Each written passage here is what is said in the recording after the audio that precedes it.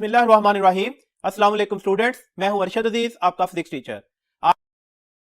आज हम डिस्कस करने जा रहे हैं लेक्चर नंबर 15 को। लेक्चर नंबर 15 बेस करेगा स्टेप स्कीम ऑफ स्टडीज के अकॉर्डिंगली यूनिट नंबर 4 की फर्स्ट डिवीजन पर। जी स्टूडेंट्स, जो टॉपिक्स आज हम पढ़ेंगे उसमें सबसे पहला पॉइंट है सिंपल हार्मोनिक मोशन। इसके बाद हम कुछ टर्म्स को डिफाइन करेंगे, जैसे है amplitude, frequency, angular frequency, phase difference and the time period. Then हम रिलेशनशिप बनाएंगे between the simple harmonic motion and the uniform circular motion. Next topic है सिंपल पेंडुलम का। Then conservation of energy in simple harmonic motion को discuss करेंगे। Free and force oscillation का concept discuss करेंगे और last में हम रेजोनेंस और उसकी कुछ एप्लीकेशंस को डिस्कस कर रहे होंगे। ये स्टार्ट लेते हैं, हमारे पास है ऑसिलेशन। कौन सी मोशन ऑक्सीलेटरी मोशन होती है? That is a to and fro motion of a body about its mean position. अगर कोई भी बॉडी अपनी मीन पोजीशन के इर्द गिर्द to and fro, forward and backward move करना शुरू कर दे तो हम उसे कहते हैं कि ये हमारे पास कौन सी मोशन होगी? ऑक्सीलेटरी मोशन होगी।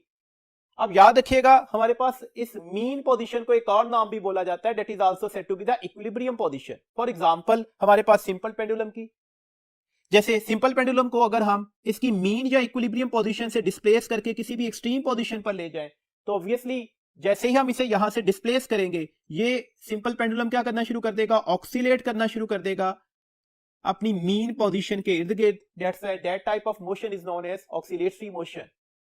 इसी में हमारे पास एक एग्जांपल आ सकती है, that is a mass attach with the spring, और ये स्प्रिंग हॉरिजॉन्टल भी हो सकता है, आप इसे वर्टिकली भी हैंग कर सकते हो। देखे ना, मैं अगर इस पर अप्लाइड फोर्स लगाकर इसे इस साइड पर खींच दूं, ये मेरी अप्लाइड जो एक्सटर्नल फोर्स है, तो ऑटोमेटिकली ये वाला जो पार्टिकल है ये डिस्प्लेस हो जाएगा। कहां पर चला जाएगा? अपनी एक्सट्रीम पोजीशन पर चला जाएगा। वन ऑफ द एक्सट्रीम है, ये इसकी मीन पोजीशन थी। जैसे ही मैं यहां पर अप्लाइड फोर्स लगाना बंद करूंगा, ये पार्टिकल दोबारा किस साइड पर मूव कर रहा होगा? अपनी मीन पोजीशन की साइड पर। क्यों? इसकी वजह है रिस्टोरिंग फोर्स। तो याद रखने वाला पॉइंट हुआ, ऑक्सीलेटरी मोशन के अंदर जब भी एक पार्टिकल एक्सट्रीम से टुवर्ड्स मीन जा रहा होगा तो उसकी वजह क्या होगी? Restoring force. अच्छा, क्या अब ये जाकर अपनी मीन पोजीशन पर रुक जाएगा? कतई नहीं।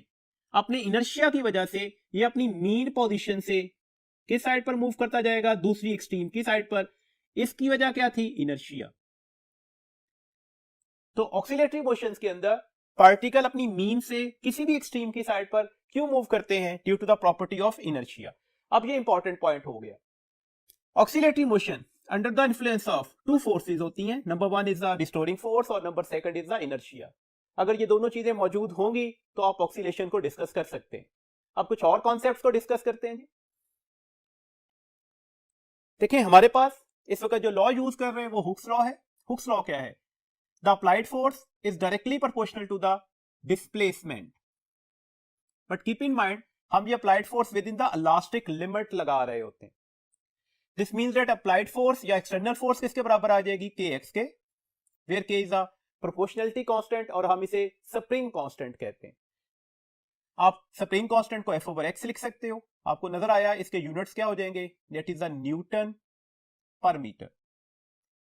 ये यूनिट जो है वो same as the surface tension है। ये याद रखना है एमसीक्यूज के लिए पॉइंट कि स्प्रिंग कांस्टेंट के यूनिट्स किस जैसे होते हैं? तो same as the surface tension. चलिए, अप्लाइड फोर्स और रिस्टोरिंग फोर्स जो होती हैं वो आपस में इक्वल होंगी, लेकिन डायरेक्शन में क्या होंगी? अपोजिट होंगी, जैसे अभी हमने लास्ट केस में डिस्कस भी किया। That's why restoring force is equal and opposite to the external force. Second law of motion के अकॉर्डिंगली मैं इसे ma लिख सकता हूं, और एक्सटर्नल फोर्स की अगर हम वैल्यूज लगा दें तो ये kx आ गई। तो ma किसके बराबर आ गया? माइनस के एक्स के। दिस मीन्स डेट a किसके इक्वल आ जाएगा? माइनस के ओवर एम एक्स।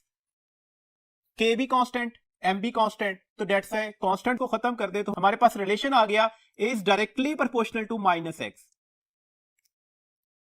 अब हमारे पास इसमें दो प्रॉपर्टीज बन रही है। नंबर वन, ये acceleration directly proportional to the displacement है, मतलब इस वाइब्रेटरी पार्टिकल का अपनी मीन पोजीशन से डिस्प्लेसमेंट जितना ज्यादा होगा उसका एक्सेलेरेशन भी उतना ही ज्यादा होगा।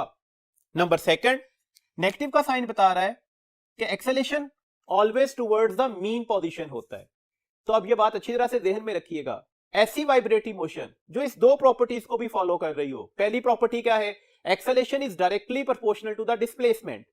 सेकंड प्रॉपर्टी क्या है, the acceleration always directed towards the mean position. तो ऐसी वाइब्रेटरी मोशन को हम इसके अलावा सिंपल हार्मोनिक मोशन भी बोलते हैं। तो ये सिंपल हार्मोनिक मोशन की दो इंपॉर्टेंट कंडीशंस आ गई, ये आपने याद रखनी होगी। अब देखिएगा यहां पर हमें बहुत क्लियर है, एक छोटा सा कंफ्यूजन होता है, मैं ग्राफिकल रिप्रेजेंटेशन की शक्ल में समझा देता हूं। अगर हम एक्स एक्सटर्नल और एक्स का ग्राफ ड्रॉ करें तो आपस में डायरेक्ट रिलेशन था, डेट्स वे स्ट्रेट लाइन आपके पास ग्राफ आ गया। सिमिलरली फोर्स और एक्सेलेरेशन सेम डायरेक्शन में होते हैं, डेट्स वे अगर आप इसे अप्लाइड एक्सेलेरेशन एक्सटर्नल फोर्स का एक्सेलेरेशन बोल रहे हैं तो हमारे पास ए और एक्स का ग्राफ भी सेम इसी पैटर्न को फॉलो करता हुआ नजर आएगा। बट लिटिल बिट वेरिएशन है। अगर मुझे रिस्टोरिंग फोर्स और डिस्प्लेसमेंट का ग्राफ बनाना हो तो रिस्टोरिंग फोर्स और डिस्प्लेसमेंट हमारे पास, अगर मैं इस रिलेशन को फॉलो करूं तो आपको नजर आ रहा है ये माइनस का साइन भी आ रहा है। दिस मींस दैट अब ये ग्राफ फर्स्ट क्वाड्रेंट में नहीं बनेगा, लाइक दैट बनेगा। देखें इस वक्त रिस्टोरिंग फोर्स की वैल्यूज पॉजिटिव है जबकि एक्स की वैल्यूज हमने क्या ले ली, नेगेटिव। तो ये इस रिलेशन को आप फॉलो कर रहा है। इसमें आ जाए, अब एक्स पॉजिटिव है जबकि रिस्टोरिंग फोर्स की वैल्यूज हम क्या ले रहे हैं, नेगेटिव ले रहे हैं। तो ये ग्राफ हमारे पास रिस्टोरिंग फोर्स और एक्स के दरमियान बेस्ट रिप्रेजेंटेशन दे रहा है। जबकि अगर आपसे अप्लाइड जो एक्सटर्नल फोर्स और एक्स का ग्राफ पूछा जाता तो ये हमारे पास इस वक्त इसकी बेस्ट रिप्रेजेंटेशन होती। तो रिस्टोरिंग फोर्स की वजह से आने वाले एक्सेलेरेशन का एक्स के साथ भी ग्राफ इसी पैटर्न को क्या कर रहा होगा, फॉलो कर रहा होगा। देखिएगा हमारे पास इसके अलावा कॉम्बिनेशन ऑफ स्प्रिंग्स का भी आपको पता होना चाहिए, इसमें से भी कुछ क्वेश्चंस पेपर में पूछे जाते हैं। देखिए हमारे पास दो किस्म के कॉम्बिनेशन होते हैं स्प्रिंग के, एक सीरीज कॉम्बिनेशन है और सेकंड वन क्या है, पैरेलल कॉम्बिनेशन। अगर आप एक से ज्यादा स्प्रिंग्स को इस तरह से जोड़ दें कि वो हमारे पास लाइक दैट पैटर्न को फॉलो करते हुए नजर आ रहे हो तो हम इस कॉम्बिनेशन को क्या बोलते हैं, that are said to be the series combination. Series combination का जो अफेक्टिव या इक्विवेलेंट स्प्रिंग कांस्टेंट निकलता है वो रेसिप्रोकल्स लेकर ऐड करना पड़ेगा हर इंडिविजुअल स्प्रिंग कांस्टेंट की वैल्यूज को। जैसे 1/k इफेक्टिव किसके बराबर आ जाएगा, 1/k1 प्लस 1/k2। और अगर आपको k इफेक्टिव की वैल्यूज लेनी है तो याद रखने का तरीकेकार है प्रोडक्ट ओवर सम, मतलब k1 multiply by k2 divided by k1 plus k2। ये फॉर्मूला याद भी रखिएगा, एमसीक्यूज में पूछा भी जा चुका। अगर हम n स्प्रिंग को जो कि सेम वैल्यूज के होते हैं, मतलब ये भी k है ये भी k है, थर्ड स्प्रिंग भी k होता है एंड फोर्थ वन भी k होता है, इन सबको आपस में सीरीज कॉम्बिनेशन में जोड़ देते तो उस वक्त हमारे पास जो इफेक्टिव स्प्रिंग कांस्टेंट निकलता वो बराबर निकलता k/n के। जैसे यहां पर k/2 इसकी वैल्यूज निकलनी चाहिए थी जी। अब हम आते हैं पैरेलल कॉम्बिनेशन पर। पैरेलल कॉम्बिनेशन में हमारे पास अगर एक से ज्यादा स्प्रिंग इस तरह से अटैच किए गए हों कि वो हमारे पास इस फैशन में अटैच किए जाए तो ये हमारे पास कौन सा कॉम्बिनेशन कहलाएगा, ये हमारे पास पैरेलल कॉम्बिनेशन बोला जाता है। अब पैरेलल कॉम्बिनेशन में इक्विवेलेंट स्प्रिंग कांस्टेंट की वैल्यूज क्या निकल आती है, ये k1 प्लस k2 होगी। सिंपली आप इंडिविजुअल स्प्रिंग कांस्टेंट की वैल्यूज को ऐड कर दीजिएगा तो वो हमारे पास इक्विवेलेंट स्प्रिंग कांस्टेंट की वैल्यूज निकल आएगी। और अगर हम n spring of same values, सबके स्प्रिंग कांस्टेंट की वैल्यू सेम है मतलब आइडेंटिकल है, उनको पैरेलल कॉम्बिनेशन में जोड़ देते तो अब हमारे पास इफेक्टिव स्प्रिंग कांस्टेंट या इक्विवेलेंट स्प्रिंग कांस्टेंट किसके बराबर निकल आता है, that is the n into k where n is the number of springs जितने भी आपने यहां पर जोड़े हुए हैं। जैसे इस सूरत में आपने कितने स्प्रिंग्स जोड़े थे, 2, तो अब इफेक्टिव स्प्रिंग कांस्टेंट किसके बराबर आ जाएगी, दैट इज द 2k। अब एक बात और याद रखिएगा, अगर हम पैरेलल कॉम्बिनेशन का spring constant divided by the series combination के स्प्रिंग कांस्टेंट की रेशियो ले ले तो आंसर क्या निकलेगा। देखिए पैरेलल कॉम्बिनेशन में आंसर क्या आया था, nk, जबकि सीरीज कॉम्बिनेशन में आंसर क्या आया था, k/n। k से k कट जाएगा, n ऊपर जाके मल्टीप्लाई होगा तो आंसर क्या हो जाएगा, n²। तो पैरेलल कॉम्बिनेशन का spring constant divided by the series combination का स्प्रिंग कांस्टेंट, हमारे पास आंसर क्या आ रहा है, n²। लेकिन शर्त यह है कि ये सारे के सारे जो स्प्रिंग हैं वो किस में होने चाहिए, वो सेम वैल्यूज की स्प्रिंग कांस्टेंट में होने चाहिए जी। इसके बाद हम एक और कॉन्सेप्ट को डिस्कस कर रहे हैं। अगर हम स्प्रिंग को इस तरह से कट करें कि उसके n इक्वल पार्ट्स बन जाएं तो अब हर एक स्मॉलेस्ट पार्ट का स्प्रिंग कांस्टेंट क्या होगा। देखें लेट्स सपोज मेरे पास ये एक स्प्रिंग है जिसका स्प्रिंग कांस्टेंट k था, मैं एग्जैक्टली इसके 2 इक्वल पार्ट्स कर देता हूं तो हर स्मॉलेस्ट पार्ट का स्प्रिंग कांस्टेंट क्या होगा।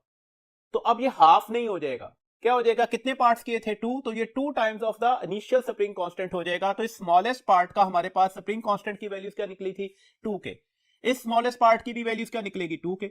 और अगर मैं इस स्प्रिंग के 3 पार्ट्स कर देता तो अब कितने पार्ट्स किए हैं, 3, तो हर स्मॉलेस्ट पार्ट का हमारे पास स्प्रिंग कांस्टेंट की वैल्यूज क्या हो जाएगी, 3 times of the initial spring constant की जो वैल्यूज होगी उसके साथ आप इसे मल्टीप्लाई कर देंगे। सिमिलरली इसकी वैल्यूज भी क्या निकलेगी 3k, इसकी वैल्यूज भी क्या निकलेगी 3k। एक्चुअली यहां पर ना स्टूडेंट गलती करते हैं, इसे k/3 या k/2 समझते हैं। k का फॉर्मूला क्या था F/x। अगर मैं फोर्स को सेम मान लूं तो ऑब्वियसली सिंपल इज दैट, आपको अच्छी तरह से पता है जिस स्प्रिंग की लेंथ कम होगी उसमें एक्सटेंशन लाना हमारे पास क्या होता जाएगा, ज्यादा मुश्किल होता जाएगा। तो दैट्स व्हाई यहां पर हमारे पास ये वाली वैल्यूज जो है इसके साथ किस रिलेशन में निकलेगी, इनवर्स रिलेशन में। और मैंने अभी बोला लेंथ ऑफ द स्प्रिंग और एक्सटेंशन में कौन सा रिलेशन होता है, वो डायरेक्ट रिलेशन होता है। दिस मींस दैट जितनी लेंथ कम होती जाएगी उतना स्प्रिंग कांस्टेंट क्या करता जाएगा, वो बढ़ रहा होता है। तो दैट्स व्हाई यहां पर नंबर ऑफ पार्ट्स करने से हर इंडिविजुअल पार्ट्स का जो स्प्रिंग कांस्टेंट होगा, जितने पार्ट्स किए वो नंबर मल्टीप्लाई होगा हमारे पास जो इनिशियल वैल्यू थी स्प्रिंग कांस्टेंट की। शर्त ये है कि ये सारे के सारे पार्ट्स इक्वल लेंथ के होंगे। इस कॉन्सेप्ट को याद रखिएगा, इसके अकॉर्डिंगली क्वेश्चन एमसीक्यूज में आए भी हुए हैं। देखिए जी, अगर लेट्स सपोज हमारे पास एक वाइब्रेटरी पार्टिकल है जो अपनी एक मीन पोजीशन के इर्द गिर्द क्या कर रहा है, वाइब्रेट कर रहा है। ये इसकी वन ऑफ द एक्सट्रीम है, ये अदर एक्सट्रीम है और ये मीन है। लेट्स सपोज वो यहां से स्टार्ट लेता है, अपनी मीन पोजीशन पर आया, देन मूव करता हुआ अपनी अदर एक्सट्रीम पर गया, फिर मीन पोजीशन पर आएगा और उसके बाद दोबारा उसी जगह पर पहुंच गया जहां से उसने स्टार्ट लिया था। That is said to be the one of the vibration. इसे आप एक वाइब्रेशन बोलते हैं। इसको कंप्लीट करने के लिए जो टाइम लगेगा उसे क्या कहा जाता है, टाइम पीरियड। टाइम पीरियड अब क्या हो गया, the time required to complete one vibration. इसे रिप्रेजेंटेशन किसके साथ दी जाती है, कैपिटल टी से। ऑब्वियसली इसके यूनिट्स क्या होंगे, सेकेंड। फ्रीक्वेंसी क्या है, the number of vibration in 1 second, that is said to be the frequency. Small F से रिप्रेजेंटेशन दी जाती है और आप इसके यूनिट्स क्या लिखते हो, हर्ट्ज लिखते हो। आपको यह भी अच्छी तरह से पता है फ्रीक्वेंसी और टाइम पीरियड एक दूसरे के क्या होते हैं, रेसिप्रोकल्स होते हैं। तो that's why frequency is equal to the 1 over time period. और जब रेसिप्रोकल्स को आपस में मल्टीप्लाई किया जाता है तो आंसर क्या निकलेगा, 1। इसका मतलब है फ्रीक्वेंसी और टाइम पीरियड का प्रोडक्ट क्या होगा, that is taken as the 1। Next बात याद रखिएगा, angular frequency. Actually angular frequency property है सर्कुलर मोशन की, जिसके लिए आप एंगुलर वेलोसिटी का वर्ड चैप्टर नंबर 5 में पढ़ते आ रहे हैं। तो दैट्स व्हाई एंगुलर फ्रीक्वेंसी को हम ओमेगा से रिप्रेजेंटेशन देते हैं, दैट इज 2π/t। यहां पर ये t टाइम पीरियड है, that also be written as 2πf और ये f है फ्रीक्वेंसी। इसके यूनिट्स क्या होंगे, इसके यूनिट रेडियन पर सेकंड ही लिए जाते हैं। अच्छा, अगली बात याद रखिएगा, देखिए अगर आपसे क्वेश्चन आ जाए ना ओमेगा और टाइम पीरियड का प्रोडक्ट क्या होगा, तो ये इधर जाके मल्टीप्लाई हो गया तो ऑब्वियसली ये 2π के बराबर निकल आएगा। अगर आपसे क्वेश्चन आ जाता कि एंगुलर फ्रीक्वेंसी की फ्रीक्वेंसी के साथ रेशो क्या होगी, तो ये फ्रीक्वेंसी इधर आकर डिवाइड हो रही है, तो that is also taken as the 2π। तो ऐसे कॉन्सेप्ट्स, ऐसे छोटे छोटे पॉइंट्स भी आपने एमसीक्यूज के लिए याद रखने होंगे। अगला पॉइंट है हमारे पास जी, हम simple harmonic motion and uniform circular motion को डिस्कस करना चाह रहे हैं। देखिए ना, लेट्स सपोज मेरे पास एक स्प्रिंग है जिसको हमने किसी भी मैश के साथ अटैच करके हैंग कर दिया। अगर मैं इसे ऑक्सीलेट करवाना चाहता हूं तो ये अपनी मीन पोजीशन के इर्द गिर्द क्या करना शुरू कर देगा, ऑक्सीलेट करना शुरू कर देगा। और वही कॉन्सेप्ट है कि अगर एक वाइब्रेशन कंप्लीट करेगा उसके टाइम को हम टाइम पीरियड बोलते हैं। लेट्स सपोज ये यहां से स्टार्ट लेता है अपनी मीन पोजीशन पर, तो ऑब्वियसली यहां पर इसका टाइम क्या होगा, 0। जब वन ऑफ द एक्सट्रीम पर गया तो इसका टाइम क्या हो जाएगा, 1/4 ऑफ द टाइम पीरियड। दोबारा अपनी मीन पोजीशन पर आया तो अब half of the time period complete हो गया। दूसरी एक्सट्रीम पर वाइब्रेट करता हुआ आ गया, 3/4 ऑफ इट्स टाइम पीरियड, इतना ही टाइम लगना चाहिए। और अब दोबारा कहां पर पहुंचेगा, अपनी मीन पोजीशन पर, तो अपनी ऑक्सीलेशन कंप्लीट कर चुका। दैट्स व्हाई इसको क्या बोलेंगे, ये इसका 1 ऑफ द टाइम पीरियड है। ये मैंने टाइम के अकॉर्डिंगली इसमें लेबलिंग की है। अब देखिएगा, अगर एक पार्टिकल जो है लेट्स सपोज पॉइंट O1 से स्टार्ट लेता है और वो सर्कुलर मोशन में हो जाए, ये O1 या पॉइंट P कौन सी मोशन को परफॉर्म कर रहा है, सर्कुलर मोशन को परफॉर्म करता है। तो इसका जो प्रोजेक्शन होगा, अगर ये पार्टिकल यहां पर सर्कुलर मोशन को परफॉर्म कर रहा है, तो जो इसका प्रोजेक्शन बन रहा होगा वो 1 ऑफ द डायामीटर पर बन रहा होगा। और अगर आप केयरफुली ऑब्जर्व करें इसके प्रोजेक्शन की मोशन को, तो आपको नजर आएगा कि ये 1 ऑफ द वाइब्रेटरी मोशन होगी। तो पहला पॉइंट तो याद रखिएगा हमारे पास कि अगर एक पार्टिकल सर्कल में घूम रहा है तो उसका जो प्रोजेक्शन है वो कौन सी मोशन को परफॉर्म करता है, तो कौन सी मोशन को परफॉर्म कर रहा है, वाइब्रेटरी मोशन को। अच्छा, अगला कॉन्सेप्ट ये भी हो सकता है कि ये जो प्रोजेक्शन है ये कहां पर वाइब्रेटरी मोशन परफॉर्म कर सकता है, along the tangent, along the 1 of the diameter, तो along the 1 of the diameter. ये वन ऑफ द डायमीटर पर कौन सी मोशन को परफॉर्म कर रहा है, ऑक्सीलेटरी मोशन को परफॉर्म कर रहा है। अच्छा, एक कॉन्सेप्ट और याद रखिएगा, अगर इसका जो रेडियस है, इस सर्कल का जो रेडियस है, ये इस एम्पलीट्यूड के बराबर आ जाए और इन दोनों के टाइम पीरियड्स भी बराबर हो जाए, मतलब जितनी देर में ये स्प्रिंग अपना एक वाइब्रेशन कंप्लीट करता है उतनी देर में ये पॉइंट पी भी अपना एक सर्कल कंप्लीट कर लेता है, एक चक्कर कंप्लीट कर लेता है, तो अगर ये टाइम पीरियड्स भी बराबर हो जाए, ये दोनों एक दूसरे के क्या हो जाएंगे, ये रेप्लिकाज हो जाएंगे। इसका मतलब है हम इस मोशन से एग्जैक्टली इसके सारे के सारे कॉन्सेप्ट को ड्राइव करवा सकते हैं। तो ये बात आपने ध्यान में रखनी है अच्छी तरह से। अगर हम इसके साथ कोई वेवफॉर्म एसोसिएट करते हैं तो ऑब्वियसली ये वेवफॉर्म साइनोसॉइडल होगी। देखे ना, यहां पर अगर स्टार्ट ले रहा है, टाइम 0 था, इस जगह पर टाइम क्या होगा t/4, यहां पर मार्क करें तो टाइम क्या हो जाएगा t/2, ये 3t/4 आ गया और ये कंप्लीट टाइम पीरियड हो गया, तो इसके अकॉर्डिंगली ये इसकी साइनोसॉइडल वेवफॉर्म बन जाएगी। सिमिलरली हम यहां पर मार्क कर सकते हैं एंगल के अकॉर्डिंगली भी, 0 यहां पर पहुंचा तो कितना एंगल बनता नजर आ रहा है, π/2, जिसे आप 90 डिग्री भी कह सकते हो, यहां पर 180 या पाई रेडियन, इस जगह पर 3π/2 या 270 डिग्री, और यहां पर हमारे पास 2π कंप्लीट हो गया। दिस मींस दैट अब यहां पर अगर मैं इसके अकॉर्डिंगली लेवलिंग करना चाहूं तो 0 टाइम के ऊपर फेज एंगल भी 0 होगा, t/4 जब हमारे पास टाइम पीरियड होगा उस वक्त हमारे पास फेज, अगर मैं थीटा के अकॉर्डिंगली यहां पर वैल्यूज को डिफाइन करना चाहता हूं तो ये कितनी निकलेगी, π/2 निकलेगी। t/2 टाइम पीरियड पर फेज या एंगल कितना बन रहा होगा, पाई। 3t/4 पर फेज या एंगल कितना बन रहा होगा, 3π/2, और कंप्लीट टाइम पीरियड पर फेज या एंगल कितना बन रहा है, 2π। तो ये वैल्यूज इसके अकॉर्डिंगली आपने एमसीक्यूज के लिए याद भी रखनी होगी। देखिए, इसी कॉन्सेप्ट से हम ड्राइव करते हैं कुछ क्वांटिटीज को, जैसे इंस्टेंटेनियस डिस्प्लेसमेंट ऑफ प्रोजेक्शन। याद रखिएगा हम प्रोजेक्शन की बात कर रहे हैं। अगर आपसे कभी क्वेश्चन आ जाएगा particle move along the circular path, तो उसकी मोशन क्या होगी, वो सर्कुलेटरी भी होगी, और इसके अलावा हम उसे पीरियोडिक भी बोल सकते हैं, खास टाइम इंटरवल के बाद अपने आप को रिपीट कर रहा है। लेकिन अगर क्वेश्चन आता projection of a point move along the circular path, अब इस प्रोजेक्शन की मोशन क्या होगी, तो अब ये सर्कुलर नहीं है, ये क्या है, वाइब्रेटरी मोशन है, और पीरियोडिक तो ऑब्वियसली होगी ही। तो हम सर्कुलर मोशन के किस कॉन्सेप्ट को डिस्कस कर रहे हैं, उसके प्रोजेक्शन को, किसके along, along one of the diameter के अलोंग। तो यहां पर उसमें इंस्टेंटेनियस डिस्प्लेसमेंट हम कैलकुलेट करते हैं। इसका हमें क्या फायदा होगा, हमने अभी बोला कि जो प्रोजेक्शन है वो वाइब्रेटरी मोशन परफॉर्म कर रहा है, इसका मतलब है इन अदर वर्ड्स हम वाइब्रेटरी मोशन के इंस्टेंटेनियस डिस्प्लेसमेंट ही को कैलकुलेट करना चाहते हैं। फॉर्मूला याद रखिएगा, क्योंकि हम डायरेक्टली फॉर्मूलाज पर फोकस कर रहे हैं, हमने एमसीक्यू सॉल्व करने हैं। तो फॉर्मूला बना जी इसका, x is equal to the x0 sine theta. Theta की जगह पर आप ओमेगा टी भी लिख सकते थे, तो that's x0 sine of omega t. अब अगर मैं ओमेगा की जगह पर ओमेगा की वैल्यूज लिख दूं तो आप इसे x0 साइन ऑफ 2π ft भी लिख सकते हैं, और फ्रीक्वेंसी की जगह 1 ओवर टाइम पीरियड की इक्वेशन लगा दी जाए तो ये हमारे पास x0 sine of 2π by time period into the instantaneous time भी लिखा जा सकता है। यहां पर याद रखना है कि कैपिटल टी टाइम पीरियड है और स्मॉल टी रिप्रेजेंट कर रहा है इंस्टेंटेनियस टाइम को।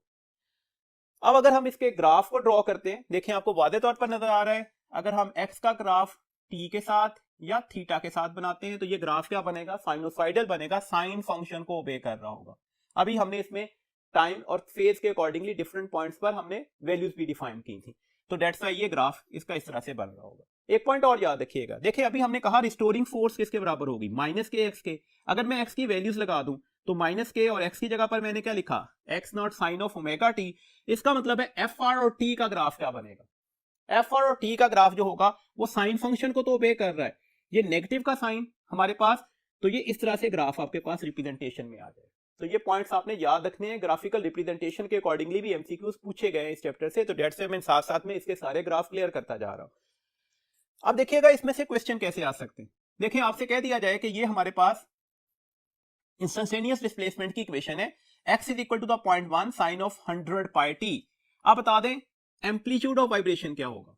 अब एम्पलीट्यूड ऑफ वाइब्रेशन क्या होता है, देखिए मीन पोजीशन से एक्सट्रीम पोजीशन का जो मैक्सिमम डिस्टेंस होता है हम उसके लिए लफ्ज क्या बोलते हैं, वो उसका एम्पलीट्यूड ऑफ वाइब्रेशन है। जबकि किसी भी पॉइंट तक का डिस्टेंस, ये मीन पोजीशन है, यहां से किसी भी पॉइंट तक का डिस्टेंस जो होगा वो इसका डिस्प्लेसमेंट लिया जाता है। डिस्प्लेसमेंट क्या है, the distance of a vibratory body at any time interval from its mean position. जबकि एम्पलीट्यूड क्या है, एम्पलीट्यूड क्या है? That is the maximum displacement of a vibrating body on the either side of the mean position is known as the amplitude of vibration. तो ये इसका amplitude आपने calculate करना और इसकी फ्रीक्वेंसी लेनी। ऐसे किसी भी क्वेश्चन को सॉल्व करने का तरीकेकार ये होता है कि आप इस इक्वेशन को बेसिक इक्वेशन से कंपेयर करें। जैसे x is equal to the x not sine of, frequency measure करने चाह रहे हैं तो फ्रीक्वेंसी की टर्म में लिख देते, टाइम पीरियड लेना चाहते हैं तो हम इस इक्वेशन को टाइम पीरियड के टर्म में लिखते, ये वाला एक्सप्रेशन लिखते। अब देखें आपको वादे तौर पर नजर आ रहा है साइन के साथ जो मल्टीप्लाइंग फैक्टर होगा वही एम्पलीट्यूड होगा, तो इसका मतलब है इसका एम्पलीट्यूड कितना निकल आया? Date is 0.1 metre. फ्रीक्वेंसी कितनी होगी जी? 2 pi F T, that is equal to the 100 pi T. ये टी और पाई एक दूसरे से कैंसिल हो गए, फ्रीक्वेंसी कितनी निकल आई? 100, और ये 2 इधर आकर डिवाइड होगा तो ये 50 हर्ट्ज निकल आई। अगर आप इसमें टाइम पीरियड लेना होता तो फ्रीक्वेंसी 1 ओवर टाइम पीरियड है, इसका मतलब है टाइम पीरियड 1 ओवर फ्रीक्वेंसी हो जाएगी, तो 1 ओवर 50 सेकंड्स आपके पास आंसर आ जाएगा। इस तरह से क्वेश्चन ये भी हो सकता था कि एक्स नॉट, एम्पलीट्यूड की वैल्यू तो है 20 सेंटीमीटर, टाइम पीरियड जो था वो 2 सेकंड्स था। आप बता दें इसके इंस्टेंटेनियस डिस्प्लेसमेंट की कौन सी इक्वेशन ठीक है? A B C D 4 option ही आपने बतानी है कौन सी इक्वेशन इस डाटा को एग्जैक्टली रिप्रेजेंटेशन दे रही है। देखिए एक्स किसके बराबर आ जाएगा? दैट इज 20 साइन ऑफ, अब इक्वेशन ये लगी ना 2 pi by T into T, T की जगह पर हमने क्या लिखा? 2 सेकंड, तो ये इससे कैंसिल हो गया, तो इक्वेशन क्या 20 साइन पाई टी हो जाएगी? कतन नहीं, ऐसा यूनिट्स यूज करने हैं ना। 20 सेंटीमीटर था, आपने मीटर में लिखना है, तो यहां पर लिखा क्या जाएगा? That is 0.2 sine of pi t. तो जो ऑप्शन में यहां पर ये इक्वेशन रिप्रेजेंटेशन में आ रही होगी वो ऑप्शन हमारे पास ठीक होगी। एक्स किसके बराबर निकलेगा? 0.2 साइन ऑफ पाई टी के बराबर। अब देखिएगा एक क्वेश्चन भी डिस्कस कर लेते हैं, इसके अलावा क्वेश्चन क्या हो सकता है।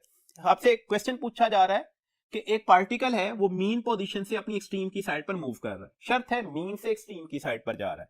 एट व्हाट टाइम, आपने टाइम बताना है। It will reach at x is equal to the x not by 2। कहां पर पहुंचा है वो? एक्स नॉट बाय 2 पर पहुंचा। अब देखें जनरली यहां पर स्टूडेंट्स के जहन में फौरी तौर पर ये कॉन्सेप्ट होता है जी, मीन से एक्सट्रीम तक जाते हुए टाइम लगा होगा t/4, इसके आधे डिस्टेंस तक जिसे आप x नॉट बाय 2 बोलेंगे इसके लिए टाइम लगना चाहिए इसका भी आधा t/8। तो गलत हो गया, ऐसा कतन नहीं है।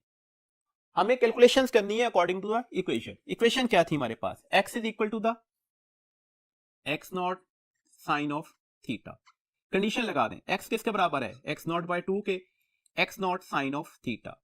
x नॉट से कट गया, साइन इधर आकर इनवर्स में कन्वर्ट हो जाएगा, साइन इनवर्स, ये 1/2 बचा था, तो यहां पर हमारे पास थीटा आ गया। कैलकुलेट क्या करना चाह रहे थे? टाइम। इस थीटा को हम लिख सकते हैं, that is 2 pi by T into t. एस थीटा किसके बराबर होता है जी? ओमेगा टी के, और ओमेगा को क्या लिखा जाता है? 2 pi by capital T into T. तो मैंने यहां पर थीटा की वैल्यूज को रिप्लेसमेंट के तौर पर दे दिया। साइन इनवर्स 1/2 किसके बराबर होता है? That is 30 degree. 2 pi by T into t, मैं इसे पाई की टर्म में लिख सकता हूं, ये डिग्री है ना, रेडियन में लिख लेते हैं। तो 30 डिग्री को हम रेडियन में कैसे लिख सकते हैं? That is pi by 6। तो ये 2 pi by T into T आ गया, पाई से पाई कैंसिल हो गया। अब हमने ये टाइम कैलकुलेट करना था, ये टी इधर जाकर क्या हो जाएगा? मल्टीप्लाई हो गया, और ये 2 इधर आकर डिवाइड हो गया। तो आंसर हमारे पास क्या निकल आया? जो भी टाइम पीरियड होगा उसका 1/12 part, not the 1/8 part. Time period अगर गिवन होता तो हम उसे 12 से डिवाइड करके ये टाइम बता सकते थे। ये कॉन्सेप्ट याद रखिएगा, इसमें अक्सर स्टूडेंट गलती करते हैं, सिंपल हाफ करके अपना आंसर दे देते हैं। एक बात और याद रखिएगा, इसमें कीवर्ड था particle move from its mean towards the extreme position. अगर इसी में क्वेश्चन होता एक्सट्रीम से टुवर्ड्स मीन आ रहा है, क्वेश्चन ये था कि वो अपनी एक्सट्रीम पोजीशन से मूव करता हुआ टुवर्ड्स मीन आ रहा है। अब बता दें कितने टाइम में वो रीच करेगा x नॉट बाय 2 पर। तो अब जो इक्वेशन यूज होती ना वो x is equal to the x nought cos of omega t के साथ आप इसे फाइंड आउट करते। इसकी वजह क्या है? इसकी वजह हम फेज जब पढ़ेंगे ना तो वहां पर ये बात खुद ही क्लियर हो जाएगी। लेकिन ये याद रखिएगा, अगर मीन से टुवर्ड्स एक्सट्रीम जा रहा हो तो इक्वेशन ये यूज होनी है, और अगर एक्सट्रीम से टुवर्ड्स मीन आ रहा है तो फिर इक्वेशन हमारे पास ये वाली यूज होगी। इस कॉन्सेप्ट को अच्छी तरह से अपने जहन में रखना होगा जी। नेक्स्ट हम पढ़ेंगे इंस्टेंटेनियस वेलोसिटी के रिलेशंस को। देखें इंस्टेंटेनियस वेलोसिटी किसकी ले रहे हैं? किसी भी ऑक्सीलेटरी मोशन के लिए। और यहां पर हम जो डिस्कस करेंगे ऑब्वियसली वो हमें हेल्प आउट करेगा प्रोजेक्शन वाला केस ही। जो फॉर्मूला हमारे पास है वो है जी v is equal to the x nought omega cos of omega t. अगर हम यहां पर कॉज ऑफ थीटा की वैल्यूज लगा देते हैं तो हमारे पास ये relation omega into x not square minus x square, और यहां पर हम अंडर रूट भी लेंगे। देखिएगा एक बात ध्यान में रखिएगा, हम यहां पर कुछ बातें डिफाइन करते हैं। लेट्स सपोज एक्स जीरो है। एक्स जीरो का मतलब है पार्टिकल मूव करता हुआ कहां पर पहुंच गया, अपनी मीन पोजीशन पर। अगर ये अपनी मीन पोजीशन पर है, मैं यहां पर एक्स जीरो लगा दूं तो ये फैक्टर तो हो गया जीरो, तो हमारे पास v की वैल्यूज क्या निकलेगी, omega x not square under root, और स्क्वायर से स्क्वायर रूट कट जाएगा तो आंसर निकलेगा एक्स नॉट ओमेगा। ये इसकी मैक्सिमम वैल्यूज होती है जिसे हम v नॉट से रिप्रेजेंटेशन भी देते हैं। तो याद रखना है ऑक्सीलेटरी मोशन के अंदर पार्टिकल कहां पर अपनी मैक्सिमम वेलोसिटी पर होता है, जब वो ऑक्सीलेट करता हुआ कहां पर मौजूद होगा, अपनी मीन पोजीशन पर मौजूद होगा। अगर x x नॉट के बराबर आ जाए, मतलब यहां पर x नॉट का मतलब क्या है, पार्टिकल मूव करता हुआ कहां पर आ गया, एक्सट्रीम पोजीशन पर। x की जगह पर x नॉट लगा दें तो x नॉट स्क्वायर से कैंसिल हो जाएगा, तो डेट से आंसर क्या हो जाएगा, जीरो हो जाएगा। इसका मतलब है वाइब्रेटरी मोशन में एक पार्टिकल कब अपनी मिनिमम वेलोसिटी पर होगा, या जब कब उसकी वेलोसिटी जीरो होगी, जब वो वाइब्रेट करता हुआ कहां पर पहुंचेगा, अपनी एक्सट्रीम पोजीशन के ऊपर। इसमें कुछ कॉन्सेप्ट याद रखिएगा। देखिएगा आपसे क्वेश्चन पूछा जा सकता था कि अगर x जो है वो x नॉट बाय 2 के बराबर है, उस वक्त बता दे वेलोसिटी की वैल्यूज क्या होगी। तो आपने जस्ट वैल्यूज लगानी है ना यहाँ पर, तो वेलोसिटी किसके बराबर आ जाएगी, omega x not square as it is ले लिया आपने, और यहां पर x की जगह पर क्या लगा दिया, एक्स नॉट बाय 2। तो एक्स नॉट बाय 2 का जब स्क्वायर लेंगे तो वो क्या हो जाएगा, एक्स नॉट स्क्वायर बाय 4। आप देखिए इस एक्सप्रेशन के अंदर 4 आपको नजर आ रहा है कि एलसीएम लिया जा सकता है, तो डेट्स वाई 4 अगर एलसीएम ले लिया जाए तो ये 4 एक्स नॉट स्क्वायर हो जाएगा, और ये एज इट इज आ गया एक्स नॉट स्क्वायर। इन दोनों को अगर हम माइनस करते हैं तो ये 3 एक्स नॉट स्क्वायर, ये 4 डाउनवर्ड था, इसका होल अंडर रूट ले लेते हैं। अब देखिएगा हम इसको अलग-अलग अंडर रूट ले सकते थे ना, 3 under root divided by 4 under root, और 4 अंडर रूट की वैल्यूज क्या होती है, 2।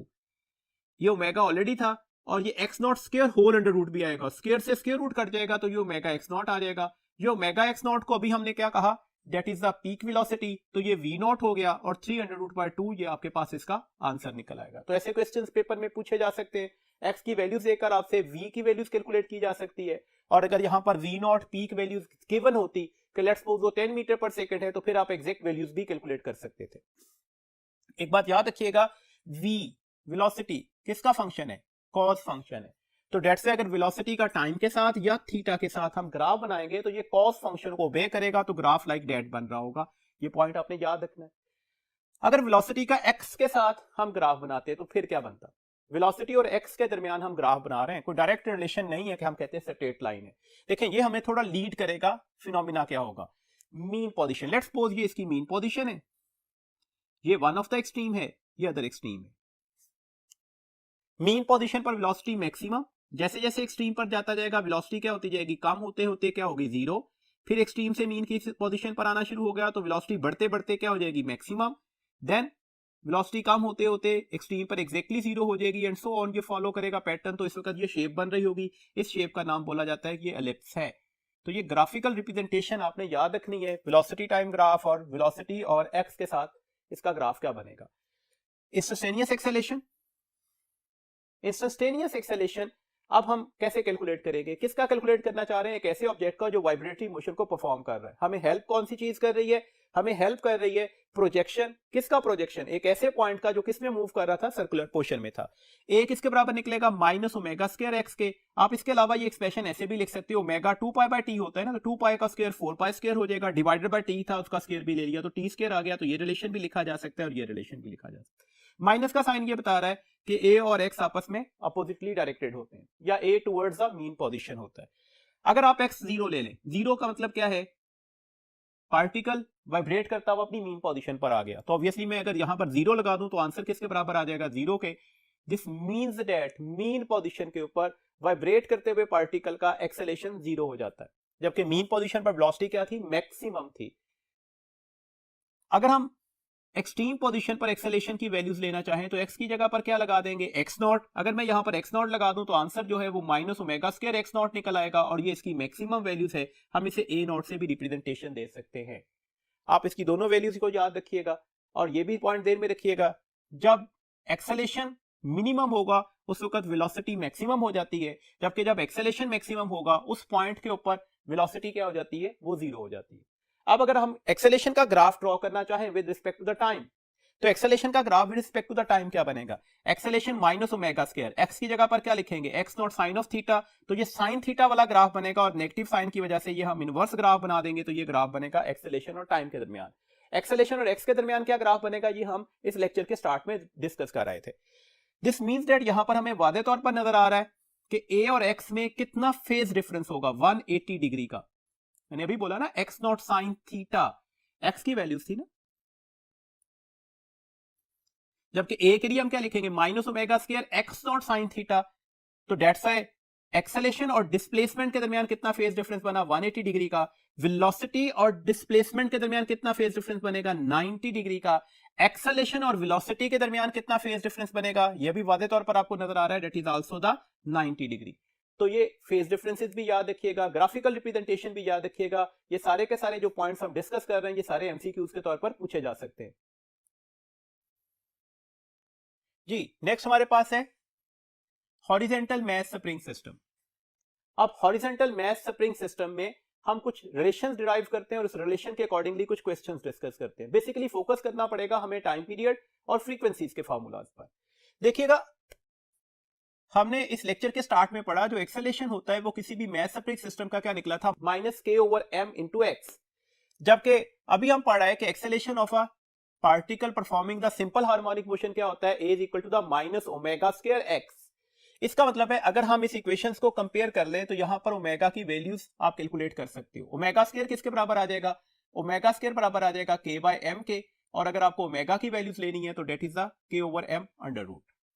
ये एंगुलर फ्रीक्वेंसी की वैल्यूज आ गई। अब जस्ट ये वैल्यूज आप डिफरेंट फार्मूलाज में रिप्लेस कर दीजिएगा, आपके पास वैल्यूज आ जाएगी। जैसे x किसके बराबर था, x not sine of omega t, omega की जगह पर ओमेगा की वैल्यूज लगा ली तो ये डिस्प्लेसमेंट, इंस्टेंटेनियस डिस्प्लेसमेंट की वैल्यूज होगी।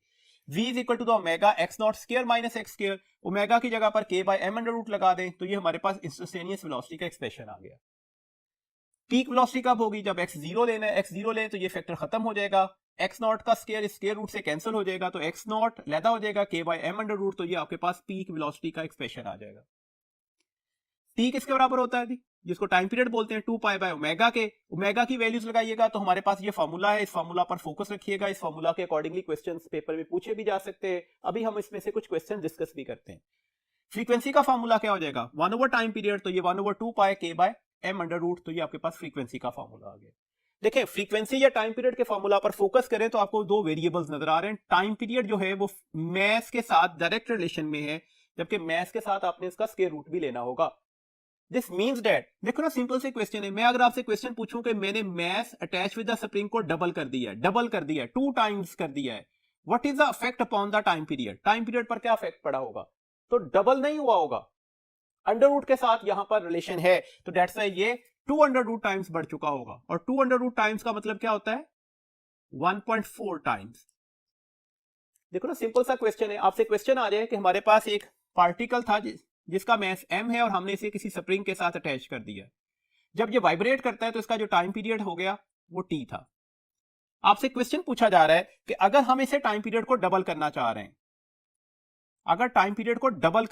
हैं, तो अब आप बताएं कि मैस की वैल्यूज को कितना बढ़ाना पड़ेगा। तो मैस कितना लेना पड़ेगा, 4 times of its initial mass लेना पड़ेगा। ये 4 टाइम्स करेंगे तो ये 400 टाइम्स बढ़ेगा ना, जिसे आप 2 टाइम्स बोलते हैं। तो डेट्स ऐसे सिंपल से क्वेश्चंस आपसे पेपर में पूछे जा सकते हैं। कॉम्बिनेशंस के क्वेश्चन आ सकते हैं, स्प्रिंग को कट करके क्वेश्चंस पूछे जा सकते हैं। जैसे क्वेश्चन है एक कि हमारे पास एक स्प्रिंग है जिसका स्प्रिंग कांस्टेंट k है, उसको m मैस के साथ अटैच कर दिया और ये जब वाइब्रेट करता है तो इसका जो टाइम पीरियड है वो t है। हम इसको एग्जैक्टली 3 इक्वल पार्ट्स में कट कर देते हैं। इसके 1 2 3 पार्ट्स बनाए और ये इक्वल लेंथ के थे।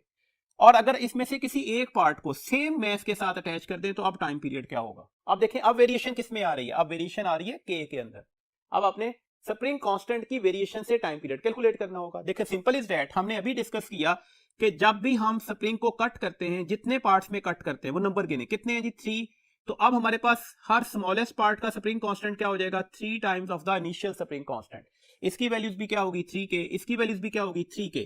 तो ये 3k के साथ अटैच्ड हो गया ना। अब टी डैश की वैल्यूज क्या हो जाएगी, दैट इज टाइम पीरियड का फॉर्मूला तो यही था ना 2 पाई। क्या मैथ चेंज हुआ, कतन नहीं, बिल्कुल सेम रहा।